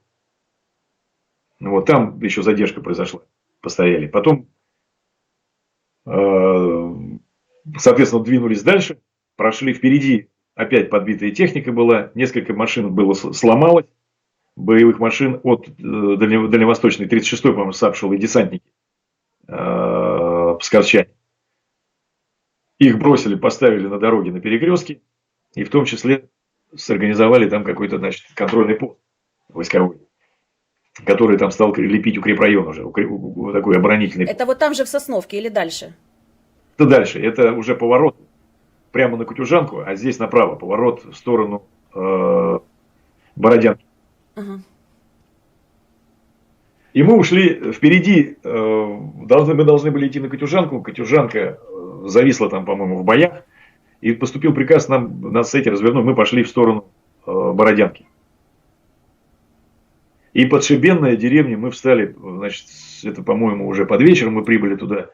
Это вечер 25 числа или уже 26-го? Ночь, по-моему, с 25 уже на 26. Угу. 25 на 26. И мы... Поступил приказ, значит, занять позиции в районе леса перед деревней Шибен. Вот. И там практически мы вот и встали. Шибенная, Красная Горка, по-моему, населенный пункт, я сейчас могу ошибаться. И вот в той зоне основные, до того, как мы под Гостомель выдвинулись, и под Гуту, мы там простояли недели 2. Ну, дней 10 точно. А чем вы там занимались? Основная задача это была, то есть поначалу мы там воткнулись, там стали проходить боевые действия с формированиями украинцев, которые еще в Шибенной не в базе, еще там ряд деревень. И периодически проходили перестрелки, и их вытесняли в сторону Бородянки. То есть, либо они ушли просто вправо-влево, по флангам рассосались. Вот. И там их еще бомбили 2 дня авиация. Там горела деревня, горела. То есть мы там дня 2-3 вот на этом поле, вот в этих населенных пунктах боевые действия. Потом, соответственно, все эти территории зачистки, борьба с партизанскими отрядами. Значит, очень много появилось буквально через несколько дней групп тероборон украинцев, которые стали бить колонны. Они очень быстро, при помощи вот этих датчиков, они понимали, где идут колонны. И то, что они идут от местных жителей, они получали сведения, что колонны идут без прикрытия, без боевого хранения. Быстро очень туда подтащили каким-то образом птуры, джавелин. И они стали успешно сжигать колонны тыловые. Передовые силы все получилось, наше руководство бросило в передок, значит, сражались Бородянка, Гостомель, Буча, туда Киев, потом вот Синяки вот здесь вышибали, то, что там, забыл еще населенный пункт. По реке Ирпень, получается, российские войска стояли на северном берегу, получается, а украинские на южном. И дальше по Житомирской трассе, там уже просто, условно говоря, Житомирская трасса, она была линией столкновения между российскими и украинскими войсками в конечном итоге. Да, и, соответственно, тыловые части все шли, тыловое обеспечение, все колонны шли без вообще прикрытия. То есть украинцы пожгли там очень много, в частности, даже стрелкового оружия. Просто стали бить наливники, бензовозы, бронебойно-зажигательные патроны. Вот, и отходить. Партизаны. Партизанское движение, которое там с первого дня, оно уже было организовано. Угу. В частности, подъезжать. То есть, здесь Зеленский, конечно, сыграл, то, что он не побоялся гражданам раздать оружие, это был правильный ход, это, если позволите, мое мнение, да, там, с противной стороны. потому что оно действительно эффективно было, потому что у нас пришел приказ сначала по гражданским. Ну, это действительно было. То есть, стрелять только в тех, кто у нас стреляет. Ни по каким жилым домам запрещалось стрелять. Вот. Этим стали очень успешно пользоваться ваши диверсанты. Они с домов обстреливали колонны. Вот, отходили, соответственно, ответного огня вести какого-то было пока даже... Ну, то есть, ущерб был нанесен военный очень... И плюс еще моральный. Потому что горящие люди, эта солярка разливает, люди горят, помочь ты им ничем не можешь. Все это горит и ярким пламенем там. Это, конечно, где-то 80% личного состава это были вчерашние срочники. Вот. И морально-волевые качества от этого не усиливаются, понимаете, там, личного состава. То есть, да, и идти после этого на передовую уже никто не ходит, если в тылу такое происходит. Ну, как бы так сказать, назовем, тыла практически не было. Потому что что мы по дорогам продвинулись, ну, ни право, ни лево мы не контролируем.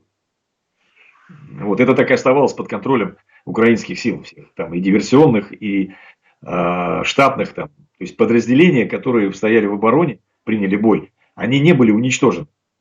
Они отошли в управляемом отходе. Ну, то есть, как бы подразделение не было лишено управления. Вот, поэтому оно отходило с этой территории, начинало наносить удары в другом месте, там, либо переформировало, меняло дислокацию. Ну, это называется на военном языке применяло маневр, который очень был успешен. Очень был успешен, в частности, почему и не смогли захватить аэропорт Антон. Ну, в смысле, его захватили, просто наши успели разрушить взлетную полосу. Да, я имею в виду удержать и развить в этом ключе. Стратегический аспект этого наступления. Этого не смогли. А то, что там кто-то ваш, это не считая, ну, только потери и все. А вы знаете, что здесь с южной же стороны тоже пытались захватить аэродром Да. Васильков, да. И вот у меня тут недалеко этот аэродром сравнительно. И в ночь, когда я поехала с офиса забирать компьютер, когда я вернулась домой, муж говорит, тут, по-моему, над нами был этот авиабой. Вот. И 2 Ила, транспортника с десантниками, один успели посадить даже, их расстреляли уже на земле, а второй просто сбили в воздухе. В воздухе, да. Но дело в том, что даже не отменили. Это вообще раньше это воинское преступление. То есть аэродром, плацдарм для высадки не был еще готов, а они уже послали туда посадочным способом десант сажать. Но это идиотизм выше гибели. Там еще вертолеты-то не все долетели, да, по штурмовому, который захватывали. То есть там и вертолеты позбивали. Но расчет был на то, и доложило начальство, что все нормально, что все отступили. Вот в чем вопрос. А на самом деле, украинские силы, наоборот, начали стягиваться, как бандерлоги со всех сторон туда. То есть все думали, что все побегут. Вот. А вышло все иначе. Поэтому приказы отменять при путинской системе никто не осмелился. Те, которые уже были в регламент внесены. Ну, то есть, получается, по-вашему, ошибка была первая на этапе планирования, что планировалось, что встретят практически цветами, и это была не шутка. А вторая ошибка уже была, когда стало понятно, что первый план не срабатывает, его не изменили. Его не изменили. Плана Б не было. Плана Б не было. И когда начали бить линии снабжения, вот эти глоки, то, что называется в американской военной терминологии, как только удары по глокам пошли, просто началось, ну, то, что вы говорите, удар в тыловых порядках, то, собственно, началась проблема еще и со снабжением. Конечно, конечно. То есть бензина, солярки не стало, там регламенты стали выдавать. Техника, во-первых, была туда засунута старая. Я вам могу сказать, из 3 танков один ехал, у другого башня не работала, а третий стрелял. Ну, если так, даже здесь я никакую не утрирую. Машины химической разведки, так это вообще был отстой, к примеру, даже какой-то проходил. Потом система управления артиллерийскими машинами, системы арт-разведки и арт-наведения на такой старье, что они ломались, у них там гусеницы слетали, трак не работал. У одного торсион, у Савушки посередине накрылся торсион, так она встала как памятник и перекрыла все движение. Вы сами знаете, там не особо широкие дороги на том направлении. А это, представляете, еще и мосты подбиты, да, еще и часть дорог была там завалена. Скажите, мы остановилась, что через 2 недели вы перебазировались уже ближе к Гостомелю, правильно я поняла? Ну, я приблизительно говорю, то есть где-то дней 10 мы провоевали вот в этой территории. Возле Бородянки, а потом вас перенаправили в сторону Гостомеля, а куда именно? А потом наша база была Синяки, населенный пункт Синяк, такой, на базу. Это логистическая компания, логистики. Мгм. ну, бывшая, скажем, до того момента. Из нее сделали базу, на которую передислоцировали наш отряд, как базу. Оттуда планировались все дальнейшие мероприятия вместе с десантниками, которые ниже стояли. Я забыл, как там населенные пункты, вот эти ближе к Гастомелю назывались группировкой. И война в основном проходила на той стороне. То есть бои были за плацдармом. Развитие вот в этой зоне лютежские, лютежские рубежи, вот эти вот сталинские. Была попытка прохода с другой стороны вдоль, вот так обойти там не получилось. Там были сосредоточены силы, там, я не знаю, кто там воевал. Ну, на самом деле, вот, ну, Синяки, это недалеко, Синяк называется, это недалеко от Гута Межигирска, это, получается, ну, северная часть реки Ирпень, и вот куда часть хотя бы ваших российских, я имею в виду, подразделений смогла прорваться, это вот как раз в этом районе, на противоположный берег, в районе Мощуна, была попытка создать плацдарм, но она, конечно, тоже закончилась печально. Да, вот мое подразделение там принимало участие вместе с десантниками, и бросили группу туда, и там погиб мой заместитель.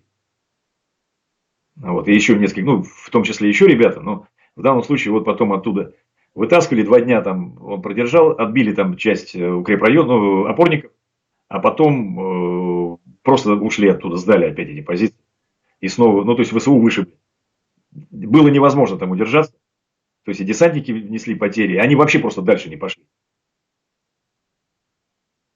Я, знаете, Вот. извиняюсь, я в Мощуне просто писала программу, кстати, можно найти все программы про Бородянку, про Мощун с нашим главой комбригом 72-й бригады, которая, собственно, обороняла Киевскую область, вот который мне рассказал про эту реку Ирпень. Даже я брала интервью у нас гвардейца, который взрывал дамбу на Ирпене, чтобы вода зашла с Киевского моря. Да. Да, так вот, мне этот Мощунский, ну, он, получается, сельский голова, как это по-русски, даже не знаю, ну, типа, местное самоуправление в этом, небольшое село. И я, что-то мне начинает рассказывать, там, типа, что было, как там, что, и вот, говорит, потом мой сын, значит, зашел, и там были там такие-то подразделения с ним зашли, значит. Я говорю, о, так, наверное, типа, ваш сын был глава ТРО? Он говорит, да нет, типа, не, я говорю, вы были глава ТРО? Он говорит, нет, сын был глава ТРО. А я, говорит, просто как сельский голова, и, говорит, на этом микроавтобус, который стоит на фоне которого я его снимаю, говорит, я здесь просто джавелины возил. Но представляете уровень сопротивления местных людей, если сельский голова, который там всю жизнь, я не знаю, наверное, землю деребанил в этом Мощуне максимум, знаете, там, что можно было делать на берегу реки. А он в своем микроавтобусе тайно возил джавелины и наших, ну, спецпризначений войска. Да, вот, Татьяна, вы вопрос задали, я забыл его сказать, что при постановке задачи в лесу указали мы командирам, что как это мы вообще осуществим.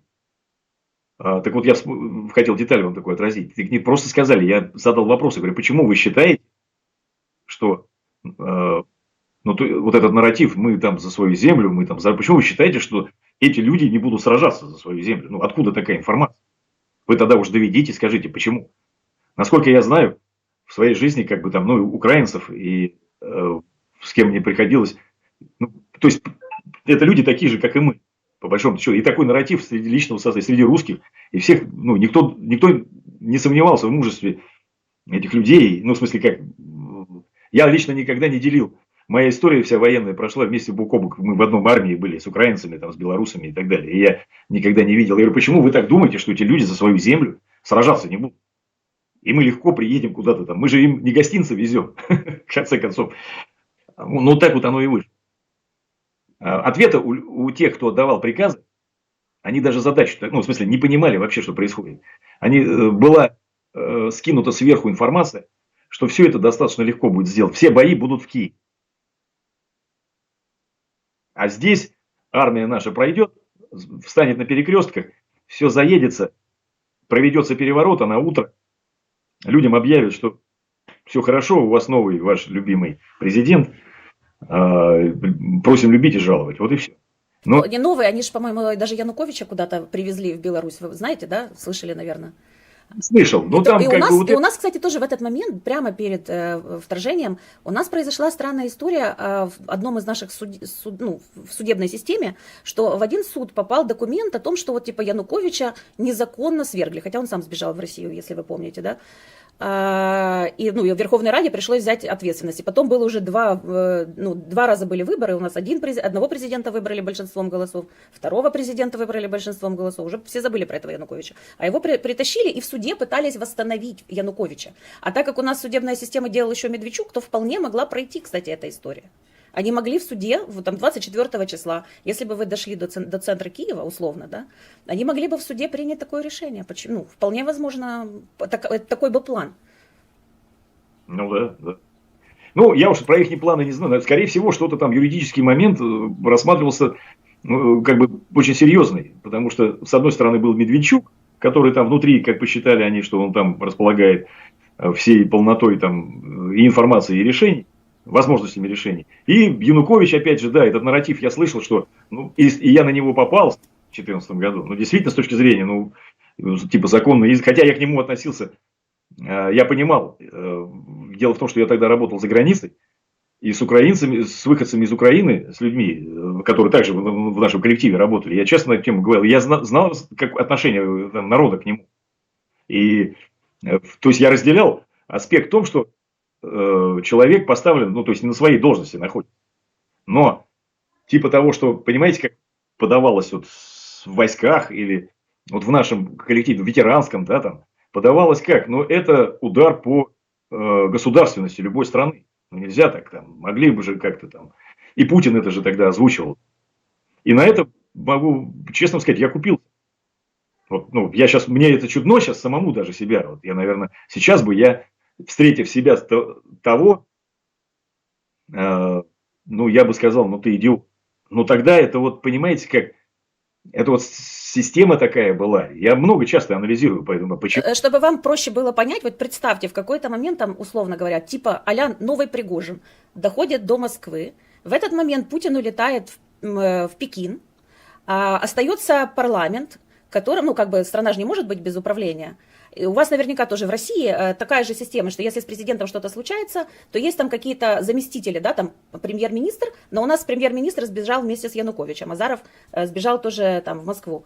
Ну и, соответственно, у нас остается Верховный Совет, который остается, и остаются эти депутаты из партии Януковича, и им нужно работать, и они там принимают решения, назначают исполняющего обязанность. Ну, это, получается, спикер Верховной Рады стал исполняющим обязанности. Ну и как-то оно продолжает работать. А вот представьте, вот такое же происходит в Москве, а потом Путин, сидя в Пекине, говорит: нет, Си Цзиньпинь, давай, бомби Москву, заходим в Москву. Ну, понимаете, да, как это будет выглядеть? То есть ты сам сбежал, теперь ты призываешь чужую армию, не имея уже полномочий. Ну, как бы... Ну, не говоря уже о том, что ты врал, ты нам рассказывал, что мы идем в Европу, что он подпишет Евроассоциацию, а вместо этого взял у Путина 3 миллиарда и отказался в последний день подписывать Евроассоциацию. Ну, что вызвало студенческие волнения. Да, а ты взял этих студентов и побил. Ну, вот, собственно, вот приблизительно, чтобы вы понимали, как мы это оцениваем, вот эту ситуацию со сбежавшим Януковичем. Да, да, я понял. И поэтому, вот, кстати, момент, когда вот весной были вот эти референдумы, вот эти волнения, до выборов Порошенко, это действительно было окно возможностей. Потому что не было, ну, такой избранной власти. А когда уже произошло избрание власти, ну все, дальше у нас, ну как дальше ты, если у тебя есть сомнения, ты так открываешь свой паспорт, смотришь, что на нем написано. На нем написано Украина. Большинство населения Украины избрало вот этого президента. Ну все. Ну, я могу сказать, что у меня первый диссонанс когнитивный появился, когда все вот эти заявления в мае, вот, произошел референдум и так далее, потом, я имею в виду ДНР, так называемый, потом тоже вот эти непонятные выборы, скажем так, Порошенко для россиян. Да, нам же тогда... Дело в том, что, понимаете, вот я, чтобы вы поняли... Так, а смешно, что российская власть признала выборы Порошенко. Они же признали Порошенко. Я хотел к чему подвести-то, что я еще задал вопрос. Если это не вы считаете нелегитимным, почему вы признаете и потом начинаете вести с ними переговоры? Какие к черту тогда могут быть переговоры и подписание договоров? Тогда мы получаемся незаконные. То, что вы тут натворили, нас ввели, мы-то тогда какого хрена? Тогда это получается чужая территория, да? Ну, то есть, одно дело, понимаете, у меня какой бэкграунд? Я всегда старался, для меня национально-освободительное движение любого народа это святое было. Я с детства начитался книжек, вот, и понимаю, что каждый народ имеет право на решение своей судьбы. Неважно там каких там и против кого. Но, а в данном случае очень такой вектор сначала они нарисовали, что народ Донбасса, да, вот люди там, русские люди, они тем более себя там немножко по-другому всегда позиционировали. Россию, там, они что же такие хитрые? Они рассматривали как, ну, без нее мы не вырвемся, да. Ну, с теми, по крайней мере, людьми, с которыми мне приходилось работать, такой был настрой решения. Но у всех все равно было вот это свободный век. Понимаете, они они не видели, что они в рабов России какой-то должны превратиться. Это же вообще вольница была всегда там. На этом и батька Махно погорел там в свое время там, и так далее. И мне близка эта была территория, потому что я в определенный момент в своей жизни стал анархизм исповедовать. Понимаете, я посчитал, что людям это государство, по крайней мере, в какой-то, ну, оно не нужно. Нужны вот общины. Кропоткина читал много там. А после развала СССР, когда нас всех предали там, когда тут делили бабки там, и ваучеры там, и заводы, а мы южные границы там защищали. Уже союза не было. То есть, как бы судьба сложилась так, что ничего не вышло из того, чему нас всех учили. И я выбрал стезю такую, хрен с ним, значит, буду помогать народам. Когда я в курдам помогал, воевал за независимость в Индонезии, в Африке там, ну, там немножко такой случай, там корпорации просто. И здесь я думал, что, вот меня спрашивают, какого хрена ты поперся туда? Дело в том, что сейчас я понимаю, что это была ошибка. А тогда я был уверен, что я почему-то думал, что достаточно будет территории стать автономной. Вот это мне тоже в Украине не нравилось, потому что, ну, я также сейчас и о России думаю. Будущее империи уже закончено. Почему мы конфедерацию? Да? То есть, либо в конфедерации, либо это все развалится. Либо штаты какие-то там самостоятельные должны быть регионы, которые могут на местах управлять, либо общины какие-то там. Как вот, допустим, даже здесь вот в Нидерландах, в Швейцарии или еще где-то, здесь все идет от общин, от людей. Не сверху вот эти вот там вертикали выстраивают, а люди все меняют сами. Но за это вот здесь 80 лет воевали. В свое время, там, 17 век. Ну, да, как в Штатах есть. В разных штатах разные законы вообще абсолютно. И... Да, да. Но дело в том, что без войны в человеческом обществе ни хрена это не получается. Вот в чем вопрос. Единственное только что, есть народы, которые раз отвоевали и выстроили, и больше этого не повторяют, и живут нормально. И есть Россия, которая все время по этому адскому кругу, как паровоз, зацикленный на одной фигне, причем горящий такой, все горит кругом. И вот нужно... Этот поезд в огне. Да, слушайте, мы с вами не закончили, если можно, все-таки по вашему присутствию на Украине, потому что у нас потом еще будут вопросы, их достаточно много, но, не знаю, может быть, даже сделаем две программы, потому что мы уже больше часа говорим точно. А были ли вы свидетелем каких-то пыток, убийств, изнасилований местных вот в ходе этой кампании в 2022 году? Я помню, что вы, по-моему, рассказывали Владимиру, что вы даже были рядом с какой-то тюрьмой в какой-то момент, вы дислоцировались. В Киевской области, нет? Нет? Может быть, я перепутала тогда. Хорошо, то есть вы оказались вот в этом, напротив Мощуна, в этом месте, и что было дальше в вашем, вот в этом заходе на территорию Украины? Ну, там в основном были, дергали наши подразделения на спецоперации. Одна из боевых операций, таких, которые в общем регламенте проводилась, это вот захват плацдарма. Остальное это была борьба с партизанами и охрана тыловых. Поступил приказ уже вот эти ошибки учесть и борьба вот с этими диверсионными отрядами, диверсионными группами, которые подходили к дорогам в тех местах, где наши части, где наши вот эти подразделения, ну все это с нашей сводной группы, сводного этого корпуса, который двигался со стороны севера, вот в этих вот дырках. Местное население, они очень хорошо ориентировались на местности, разумеется, и плюс получали информацию от местных жителей в виде онлайн сбросов там по телефону и так далее. Поэтому поступила команда отбирать все телефоны, арестовывать всех, кто снимает, стоит там с гаджетами, у кого в телефонах находятся снимки, съемки и так далее. Поэтому увеличилось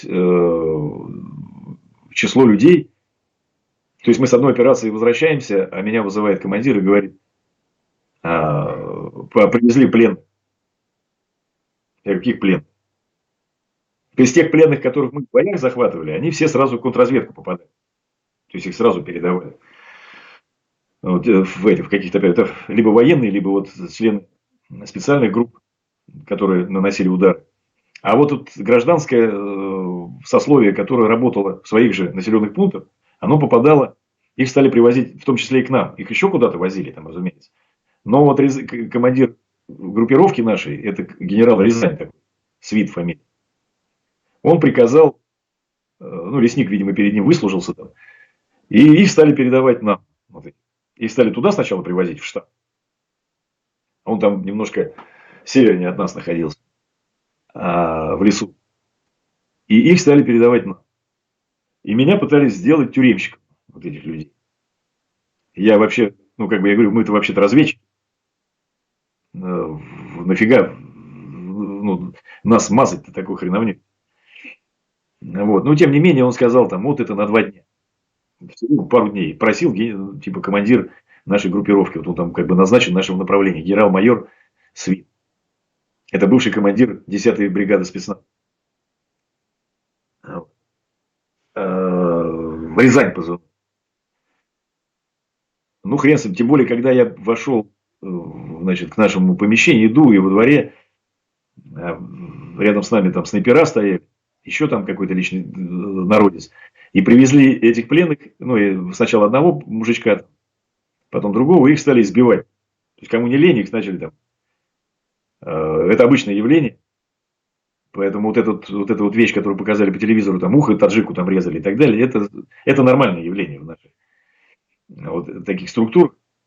Там ножи в шило втыкают в человека.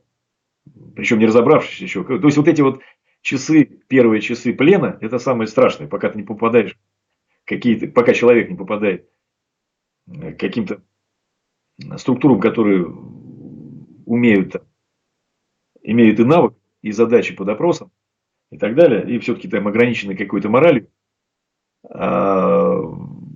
Многие погибают именно не дождавшись этой всей вещи.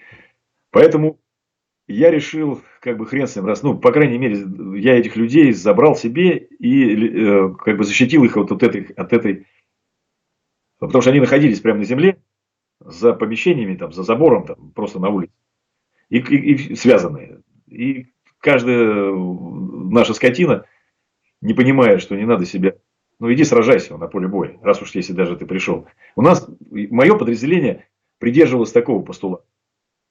Я своим сразу сказал, если, говорю, вы будете, вот запятнаете себя такой фигней, я лично расстреляю вас. Не портите свою ауру. Вот, соответственно, я забрал этих мужичков, потом их стало 5. В процессе их стали... нам обещали, что их заберут на следующий день. Этого не произошло. Соответственно, пришлось выставлять охрану. Ну, то есть, людей надо охранять, выводить в туалет, кормить. Мы с ним делили. Сами, в принципе, у нас обеспечение было очень плохое. Жратва так в столу что-то там сорганизовали, а до этого все сухпайками и то, что оставалось, либо гуманитарка. Но вот как перед Христом Богом говорю, это меня научила жизнь. Мы делили с пленными всегда тот же хлеб, который ели сами. Соответственно, вызвались охранять их вот эти 3. И, в принципе, не допускали к ним никого, выводили вовремя. Не раз в сутки, как это, а по просьбе. То есть, они занимали, то есть, ну, человеческое обращение. Такое это было со стороны вот этих украинцев, которые на нашей стороне были. Вот. И один из них был следователь СБУ в прошлом. Он обладал знаниями допроса, получения информации, не такими, как отрезание или физического воздействия, а он знал, во-первых, местность, знал, что чего. От него я получил информацию, что это просто гражданские люди. Это никакие не диверсанты. То есть, это один человек вообще пробухал всю, и войну всю пробухал, проснулся, уже как бы война какая-то идет, а он просто квасил где-то там в деревне. И вышел на знакомое место, а там какой-то пост стоял. И он прилег там на блок и заснул. Потому что пошел за самогоном там к Ваське какому-то, а Ваське уже убежал, то есть его не было. И он там где-то на этом, а это на блокпосту, он приходит и говорит, о, хлопцы, там, он думал, что это украинские солдаты, а это наши там оказались. Но они его что с ним делать, они его сдали. Вот он так у нас оказался. Пришлось его похмелить, там достали спирт, потому что человеку плохо было. У него кукушка стала там съезжать. Вот. Налили ему чутка, он разговорился там, рассказал. Понятное дело, что что-то с ними надо было делать. Вот. И таких вот изо всех, кого забрала контрразведка, это было... Я сейчас не говорю про военнопленных, потому что там были военные, которых наши контрики забирали сразу. Вот. А здесь, когда они приехали, провели допрос, забрали только одного, у которого в планшете нашли наши колонны съемки. Остальных сказали, ну вот оставь. Я говорю, так что нам с ними делать? Я говорю, у меня боевое подразделение. Мы там, я говорю, я вынужден, у нас убитых привозят. Мы в этом подвале, что? Мы в этот подвал складывали убитых до утра, пока на их процедуру не проведут, там, опознание, не запихнут в черный мешок там, и так далее. Соответственно, живых людей держать там. Приходилось их вытаскивать, где-то размещать. Там подвал был теплый, оборудованный, в принципе, там поддоны постелили, и его как бы использовали как тюрьму. Ну, как содержали, ИВС так. В момент убитых туда складывали убитых, пока их не отправят в этот самый. Этих, соответственно, надо было куда-то. Я говорю, что мне с людьми-то делать? Я говорю, у нас самим жрать нечего. Плюс я должен отвлекать 6 человек, которые их охраняют. 6 человек посменно, чтобы они... Я говорю, круглосуточно людей. Это ж люди, я говорю, их выводить в туалет надо, там, кормить. Один с ума сходит уже. Там. Причем это ж люди, понимаешь, их выводят, это мешок на голове, там, он завязан скотчем. То есть вы, как бы вы должны их забрать, если вы считаете. Там. Либо отпустите. Он говорит, ну отпускать тоже нельзя. Вот. И как бы было сказано, что ну, он выведи в лес и прикончи. Жалко, говорит, конечно, я его сейчас цитирую. Это Беркут такой, значит, контрик. Я говорю, ну я вас понял. Вот. И в силу того, что у меня уже не очень-то аура была с начальством в отношениях, я перепоручил это дело одному вот из этих СБУшников.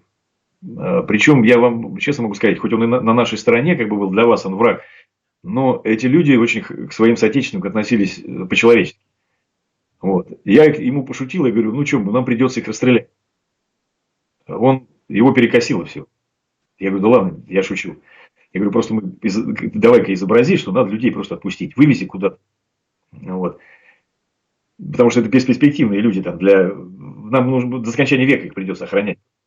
Я говорю, просто отпусти где-то, пусть они в другом районе, чтобы они... Хотя у них все закрыто, но человек, наверное, мог догадаться, там, где он находится, конечно.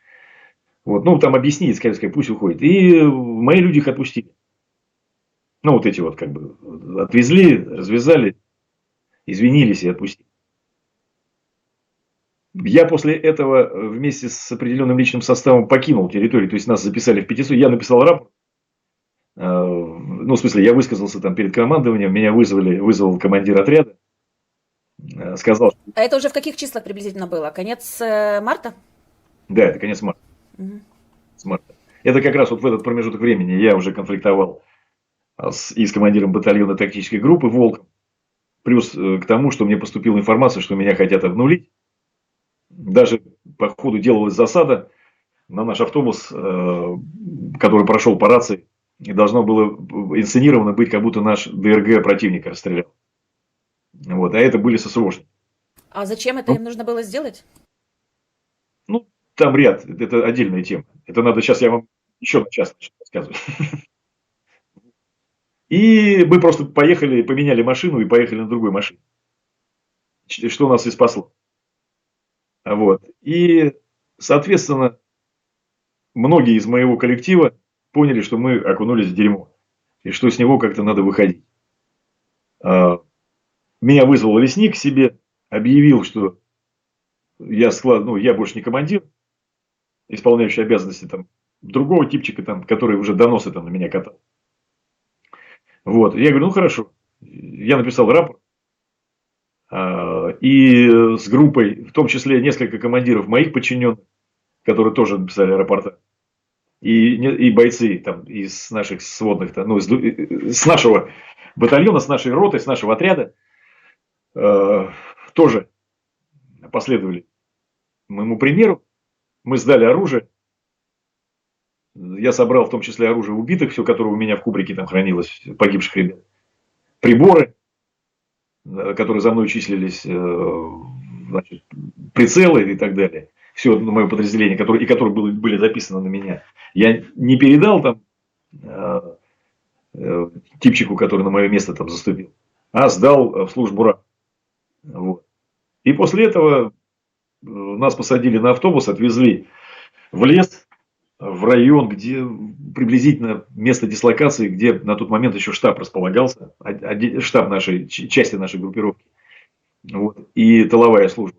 И мы там провели где-то сутки. Это в районе Красной Горки. Ну, в общем, от Шибенной в сторону, если ехать вот к перекрестку туда, где развилка. Потому что нас-то перекинули туда, а часть, вот, тыловая служба, все там осталось. Вот, там мы где-то переночевали, и потом вышли, нас записали в 500. Соответственно, там я встретился с начальником штаба, который мне предложил не уезжать, а перейти в штаб. Вот, ну, типа, я, говорит, вижу, у тебя там какие-то конфликты там начались. Я говорю, нет, я решение принял. Вот, и мы вышли в Белоруссию, соответственно. Выходили, А какое это число приблизительно? Это где-то было за неделю, ну, вот 26-27. Угу. Ну, как раз когда, собственно, уже и начался отвод. Вот об отводе мы узнали, мы уже были в дороге. Я уже на территории России ехал домой. Приближался. То есть я вдруг узнал, что выбили первого или второго, наше подразделение вывели 1 апреля, 1-2 апреля в Беларуси.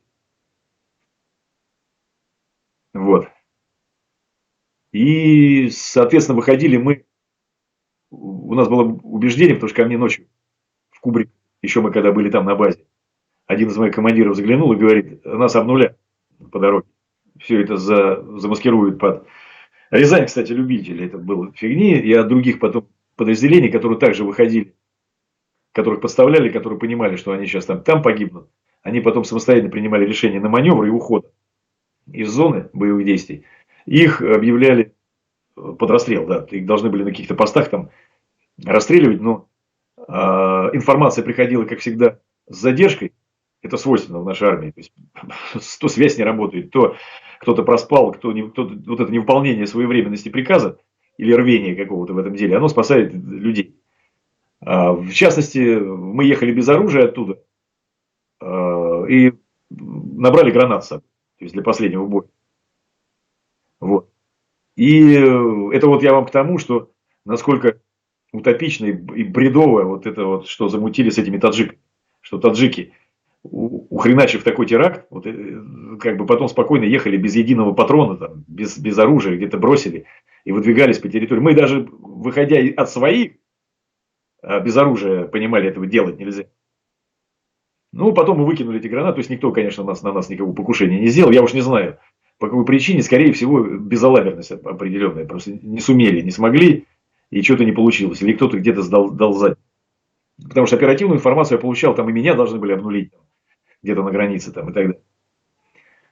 Вот. Ну, такие дела. Соответственно, потом наше подразделение, нашу часть перевели под Белгород, я уже туда приезжал.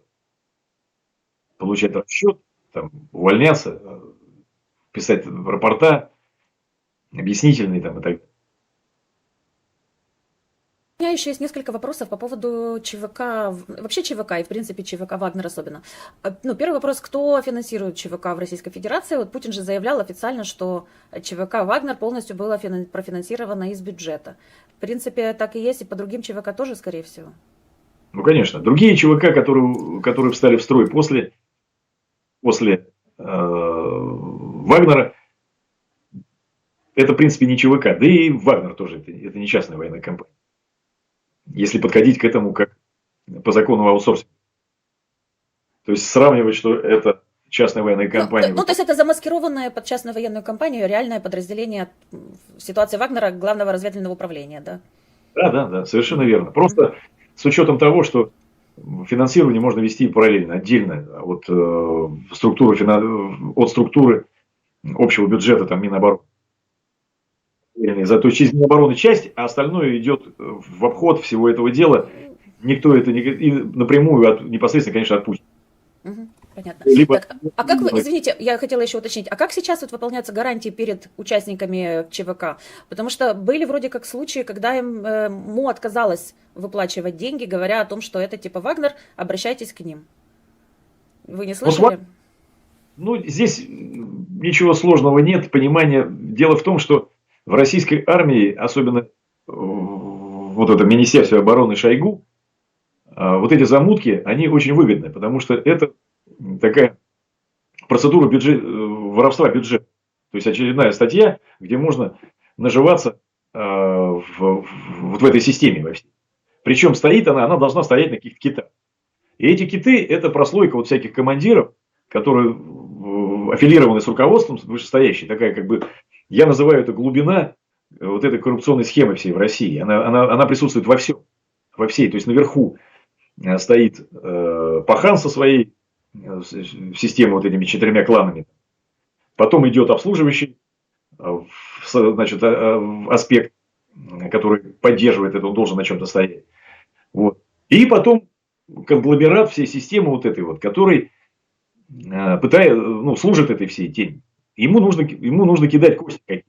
А откуда их брать? Вот для этой нижней прослойки, поддерживающей режим.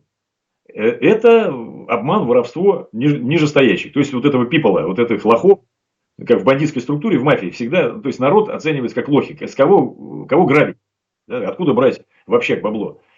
Вот это вот низшее звено народа. В данном случае, если мы берем Министерство обороны, там, это солдаты, да, это добровольцы, неважно, там, ЧВКшники, да, личный состав. И вот эта прослойка, на которую ты опираешься, ну, опирается, я имею в виду, вот эта вот верхушка, да, которая решает все вопросы, отдает приказы и так далее, она разрешает, нужно воровать, нужно с кого-то брать, над ком-то наживаться. Соответственно, наживаясь на ком? На убитых. Оставляя их в списках получающих зарплату еще какое-то время. Кто проштрафился там, на них сверху списываются деньги все.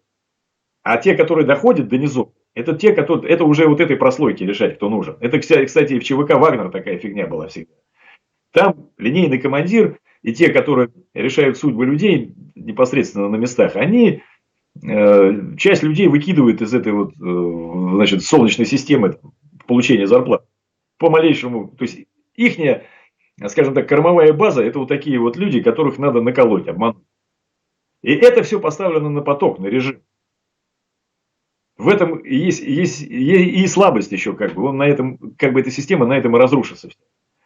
Вот, потому что при такой системе невозможно выстроить профессиональную армию, профессиональные какие-то взаимоотношения и так далее. Через некоторое время люди это понимают, вот, остаются только лохи.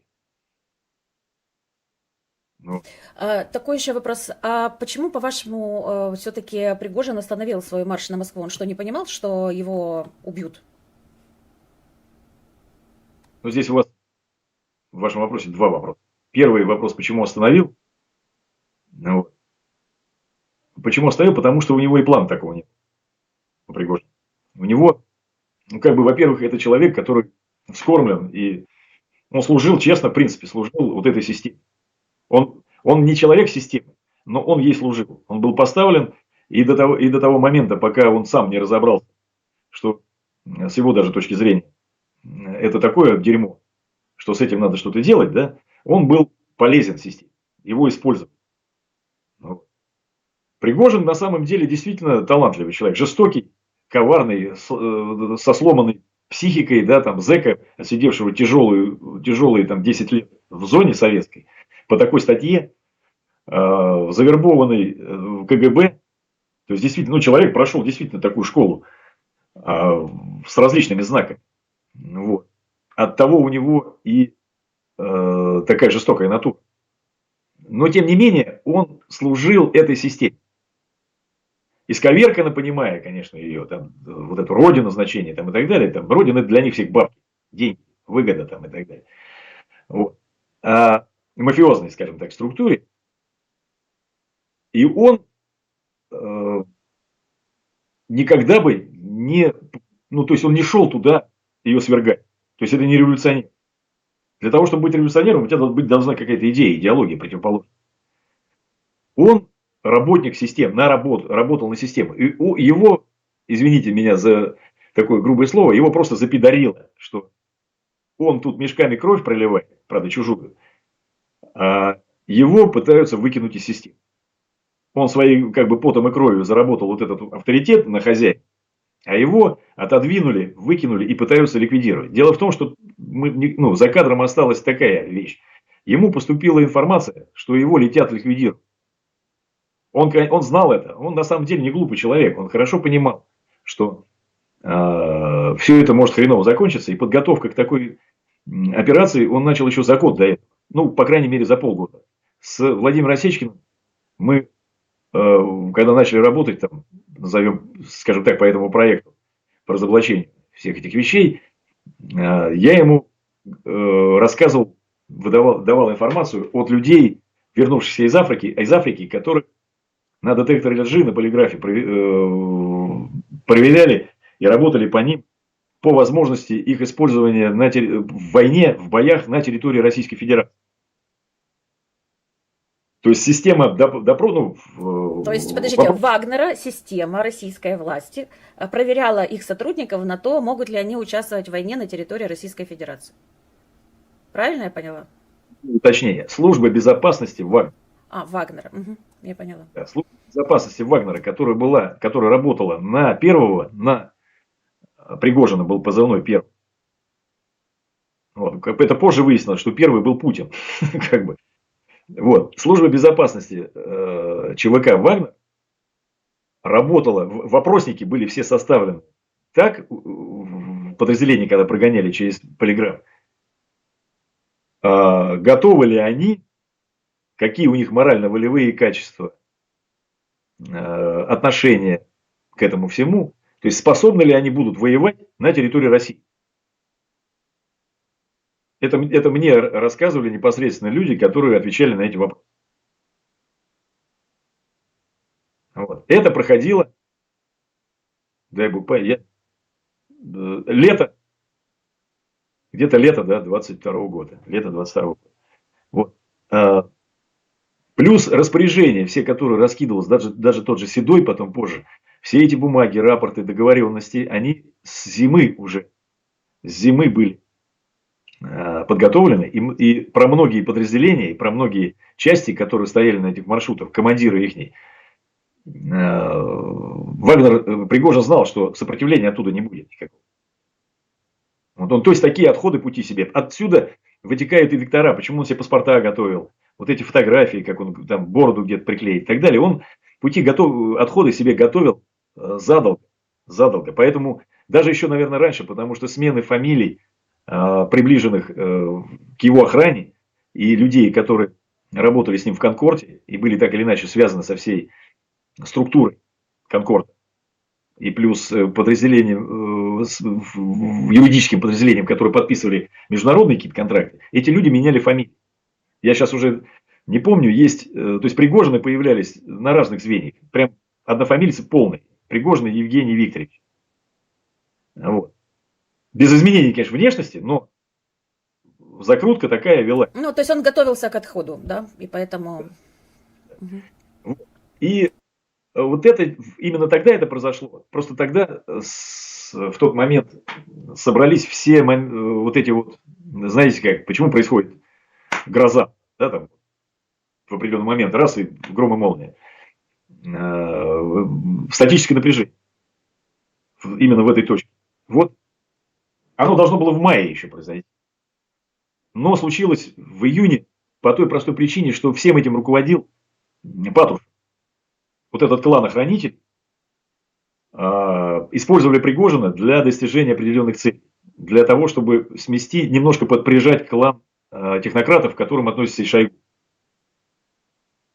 Потому что Шойгу занимает вот в этой иерархии систему управления Кремлем, ну, в России всей, достаточно мощную сейчас позицию, и она укрепилась из-за Китая. Это уже сейчас немножко, конечно, мы в политику вдарились, но дело в том, что без нее тут никак не разобраться. И Пригожин стал этой системой бороться, в принципе, как патриот. Потому что, по большому счету, Евгений Викторович был против китайского, ну, вот этого аспекта сдвигания туда. вот эту линию. Я сейчас не обеляю его ни в коей мере, но в этом ключе был такой патриотический его ангажемент. И плюс у него конфликт с этим, значит, с Шойгу, по большому счету, с 16 года противостояние стоит, еще с Сирией. Вот.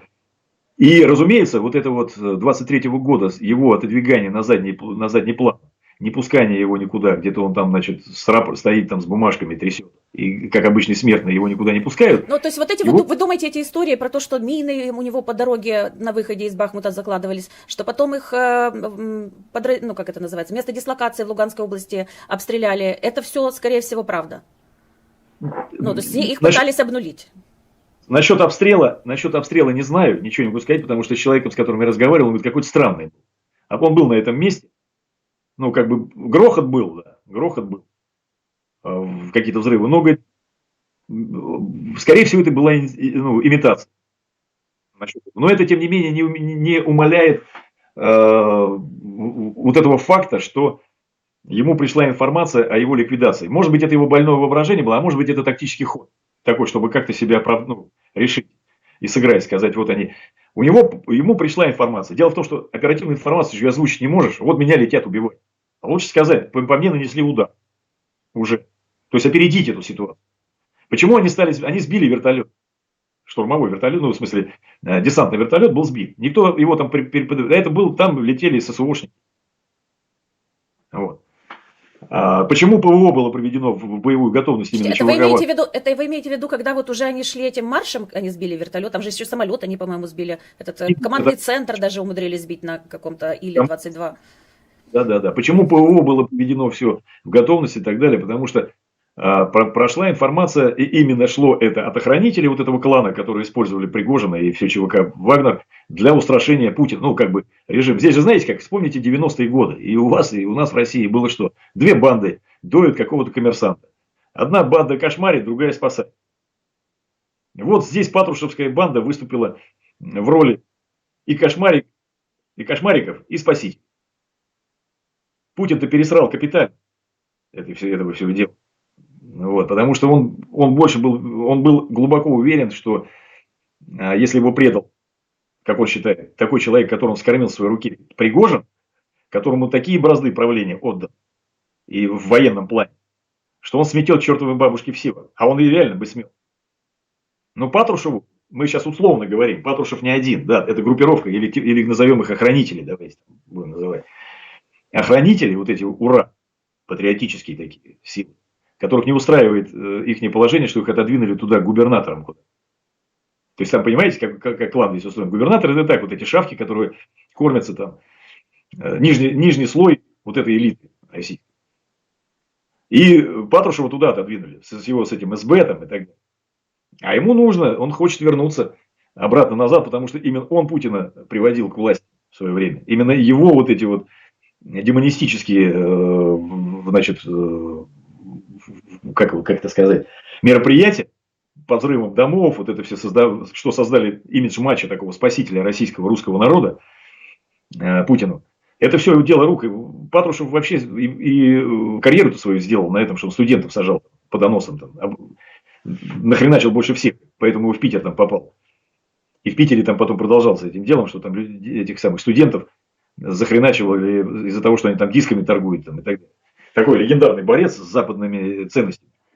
Вот. И я просто знаю человека, который конкретно срок получил за то, что за AC/DC, он был поклонник этой группы, и пошел менять на это самое. И вот эта патрушевская хренотень, его за это посадили. Вот сейчас мы видим в России то же самое, все, что происходит. Все к этому и привелось. Вот это все результат падения бунта, ну, скажем так, похода Пригожина. Понятно. То есть Патрушев победил китайскую партию Шойгу, скажем так.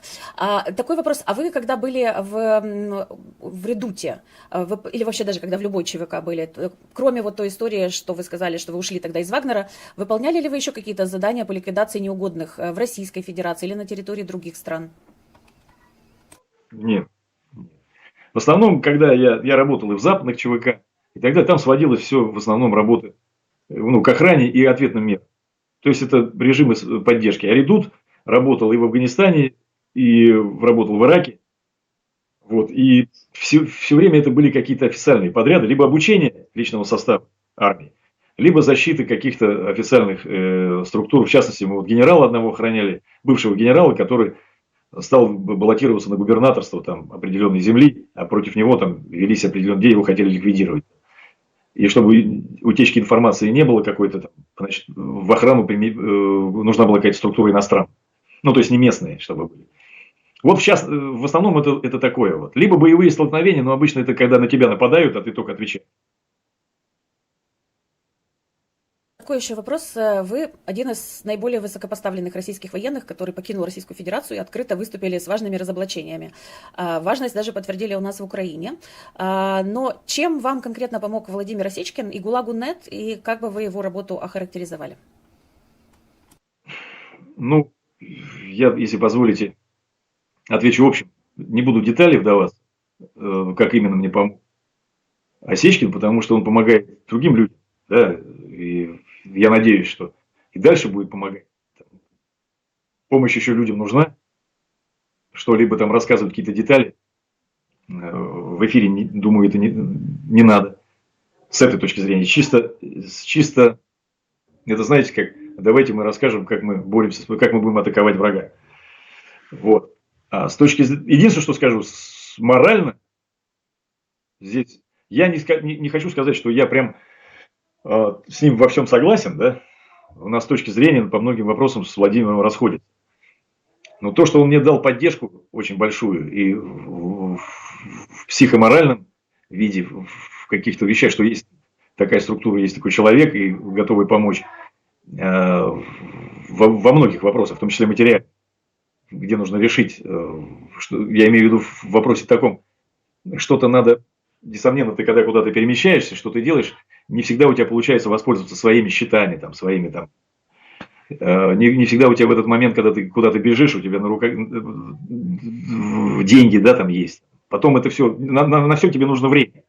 Вот. В этом ключе это очень важная поддержка и помощь. И это делал он из личных средств, то есть как подруг, ну, как друг. В принципе, вот в этом вопросе. Я не берусь там его политические взгляды там какие-то рассматривать, да, как правозащитник. Ну и плюс еще к этому всему, это человек, который делает, ну, непосредственно, знаете, как вот говорят, человек, работающий на земле, про определенных там сотрудников милиции, полиции там, и так далее. Человек, который непосредственно каждый день сталкивается со злом. И у него совершенно другой взгляд и другие методы, чем, скажем, тот, кто где-то сидит там. И раскидывают ману небесную в общем режиме. Вот. Поэтому понятное дело, что где-то у него какие-то, даже может быть, и ошибки, а где-то это тактика каких-то мероприятий и так далее. Но это человек, работающий на земле. Ну, условно так назовем. Человек, непосредственно выполняющий фактические действия, а не говорильник какой-то просто в эфире там, и так далее. Человек, подвергающий, несомненно, мужественный человек, несомненно, стойкий, понимающий свое направление и свою правду, и способный, ну, и идущий по этой дороге, не виляющий никуда. Да, какие-то вещи, мне тоже там во многом, мы с ним спорим в открытую, но человек достойный, не подлец, явно, ну, то есть, как бы, по отношению к себе, я это все на себе проверил. И последний вопрос уже. Мы тогда не будем, конечно, говорить о том, что нужно сделать, чтобы изменить и выиграть войну. Но русские добровольческие подразделения, да, вот у нас есть Легион, у нас есть РДК, есть Сибирский батальон. Что им нужно изменить для того, чтобы начать представлять серьезную силу и вернуть власть в России от тирана к народу? Насколько я правильно понял, основной вопрос – это что им нужно. Ну, что им нужно, как и да, чего им не хватает, на ваш взгляд? Ну, на мой взгляд, им не хватает именно военной составляющей, военного режима. Вот. Я с точки зрения как военные, смотря, они сделали, то, что они существуют, это очень большое, имеет значение, очень большое. Но с точки зрения военно-политической, скорее всего, или политической, или военно-политической. А вот в военном смысле я пока не увидел того ущерба, который должны наносить противнику такие подразделения. Пока это все, мне кажется, это авансовые. То есть я вообще, если вы понимали, я сейчас не критикую, чтобы ребята там будут смотреть меня, там скажут, вот сидит там рассуждающий там, в Нидерландах. Вот. Мне бы очень хотелось, чтобы побыстрее у них наступила именно военная суть. А что такое военная суть? Это нанесение ущерба врагу. Потому что на сегодняшний момент все ступеньки, они уже прошли. По большому счету, определены цели должны быть, только официально озвучены. И не надо этого уже бояться. Военные законные цели. Кто они, что они, и нужно по ним уже работать. И здесь не играет роли, сколько вас. Можно втроем сражаться, раз уже взяли в руки оружие. Для того, чтобы совершать и бить по законным целям, можно группа достаточно 8-12 человек. Все зависит от задач. А ущерб эта группа может нанести морально-психологический, от которого посыпется все, очень существенно. Например, сейчас каждый губернатор – это законная цель. Потому что эти гаденыши вербуют людей на то, чтобы складывают такую ситуацию, когда людям деваться некуда, они должны записываться в армию, чтобы какие-то бабки получить. Они это дело педалируют. То есть выполняют заказ сверху. Они служат этому режиму. Значит, это законная цель. То есть нет понятий. Если вы объявили войну, вернее, нужно понимать вообще, вы войну ведете или какие-то специальные операции. Если это боевые действия в термине война, значит противник определен как законная цель весь. Вне нарушения только Женевских там, и других конвенций. Все, что вы не делаете на территории противника, это закон. Плюс законное уничтожение объектов на территориях других государств. Абсолютно. Почему этого не делается, я тоже не понимаю.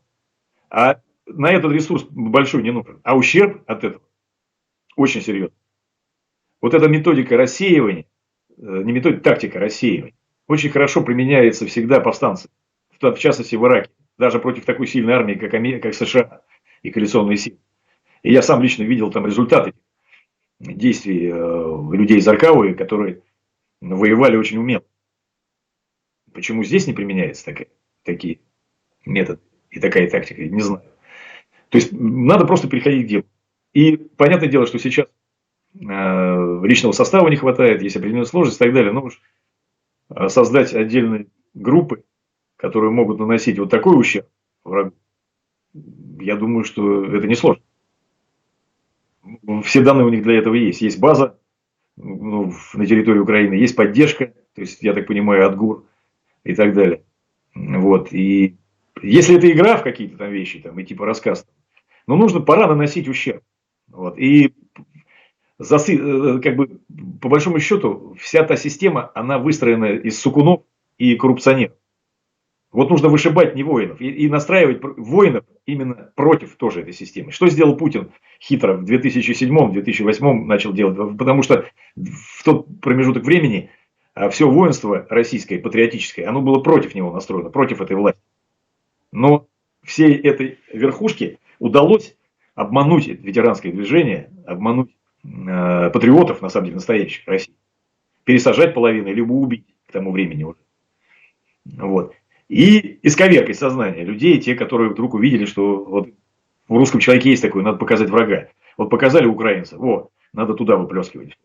И все забыли, что на Сочинской Олимпиаде своровали кучу денег, что дети у нас продолжают умирать, никто их не лечит. Ну и так далее, там можно перечислять кучу всего. Поэтому задача РДК, это они свою первую задачу выполнили, это все люди знают, что они теперь есть, и это действительно хорошо. У многих на душе стало, как-то надежда появилась. Но вот надо теперь эту надежду, чтобы она не упала. И это большая ответственность. И для этого нужно мужество, нужно собрать все, не группировки. Я просто тоже вижу отдельный РДК, который гонит на кого-то там. То есть раздробленность, и это ошибка Главного управления разведки Украины, я вижу в этом. Должно быть единое командование. Не нужно закладывать вот эту вот на будущее какую-то систему управления этими подразделениями. Кто круче там, у кого толще и так далее. Не выиграть так войну. Не поверят те люди русские, которые сейчас подумывают взять, ну, понимая, где враг, и что надо встать в строй вот в этих подразделениях, они не поверят. А именно от них зависит успех Спасибо этой войны. большое. Напоминаю, что это Игорь Саликов, экс-офицер Главного разведывательного управления, который был на Донбассе в 2014-2015, в Киевской области в 2022. Сейчас дает в Гааге показания и рассказал нам о том, как начинался этот конфликт в Украине и как он проходил в 2022 году. Спасибо вам большое, Игорь. Подписывайтесь на YouTube-канал Игоря, подписывайтесь на наш канал, ставьте лайки, распространяйте ссылки на это видео в соцсетях и группах. И увидимся в понедельник. Спасибо, Игорь. Вам тоже спасибо и всего доброго.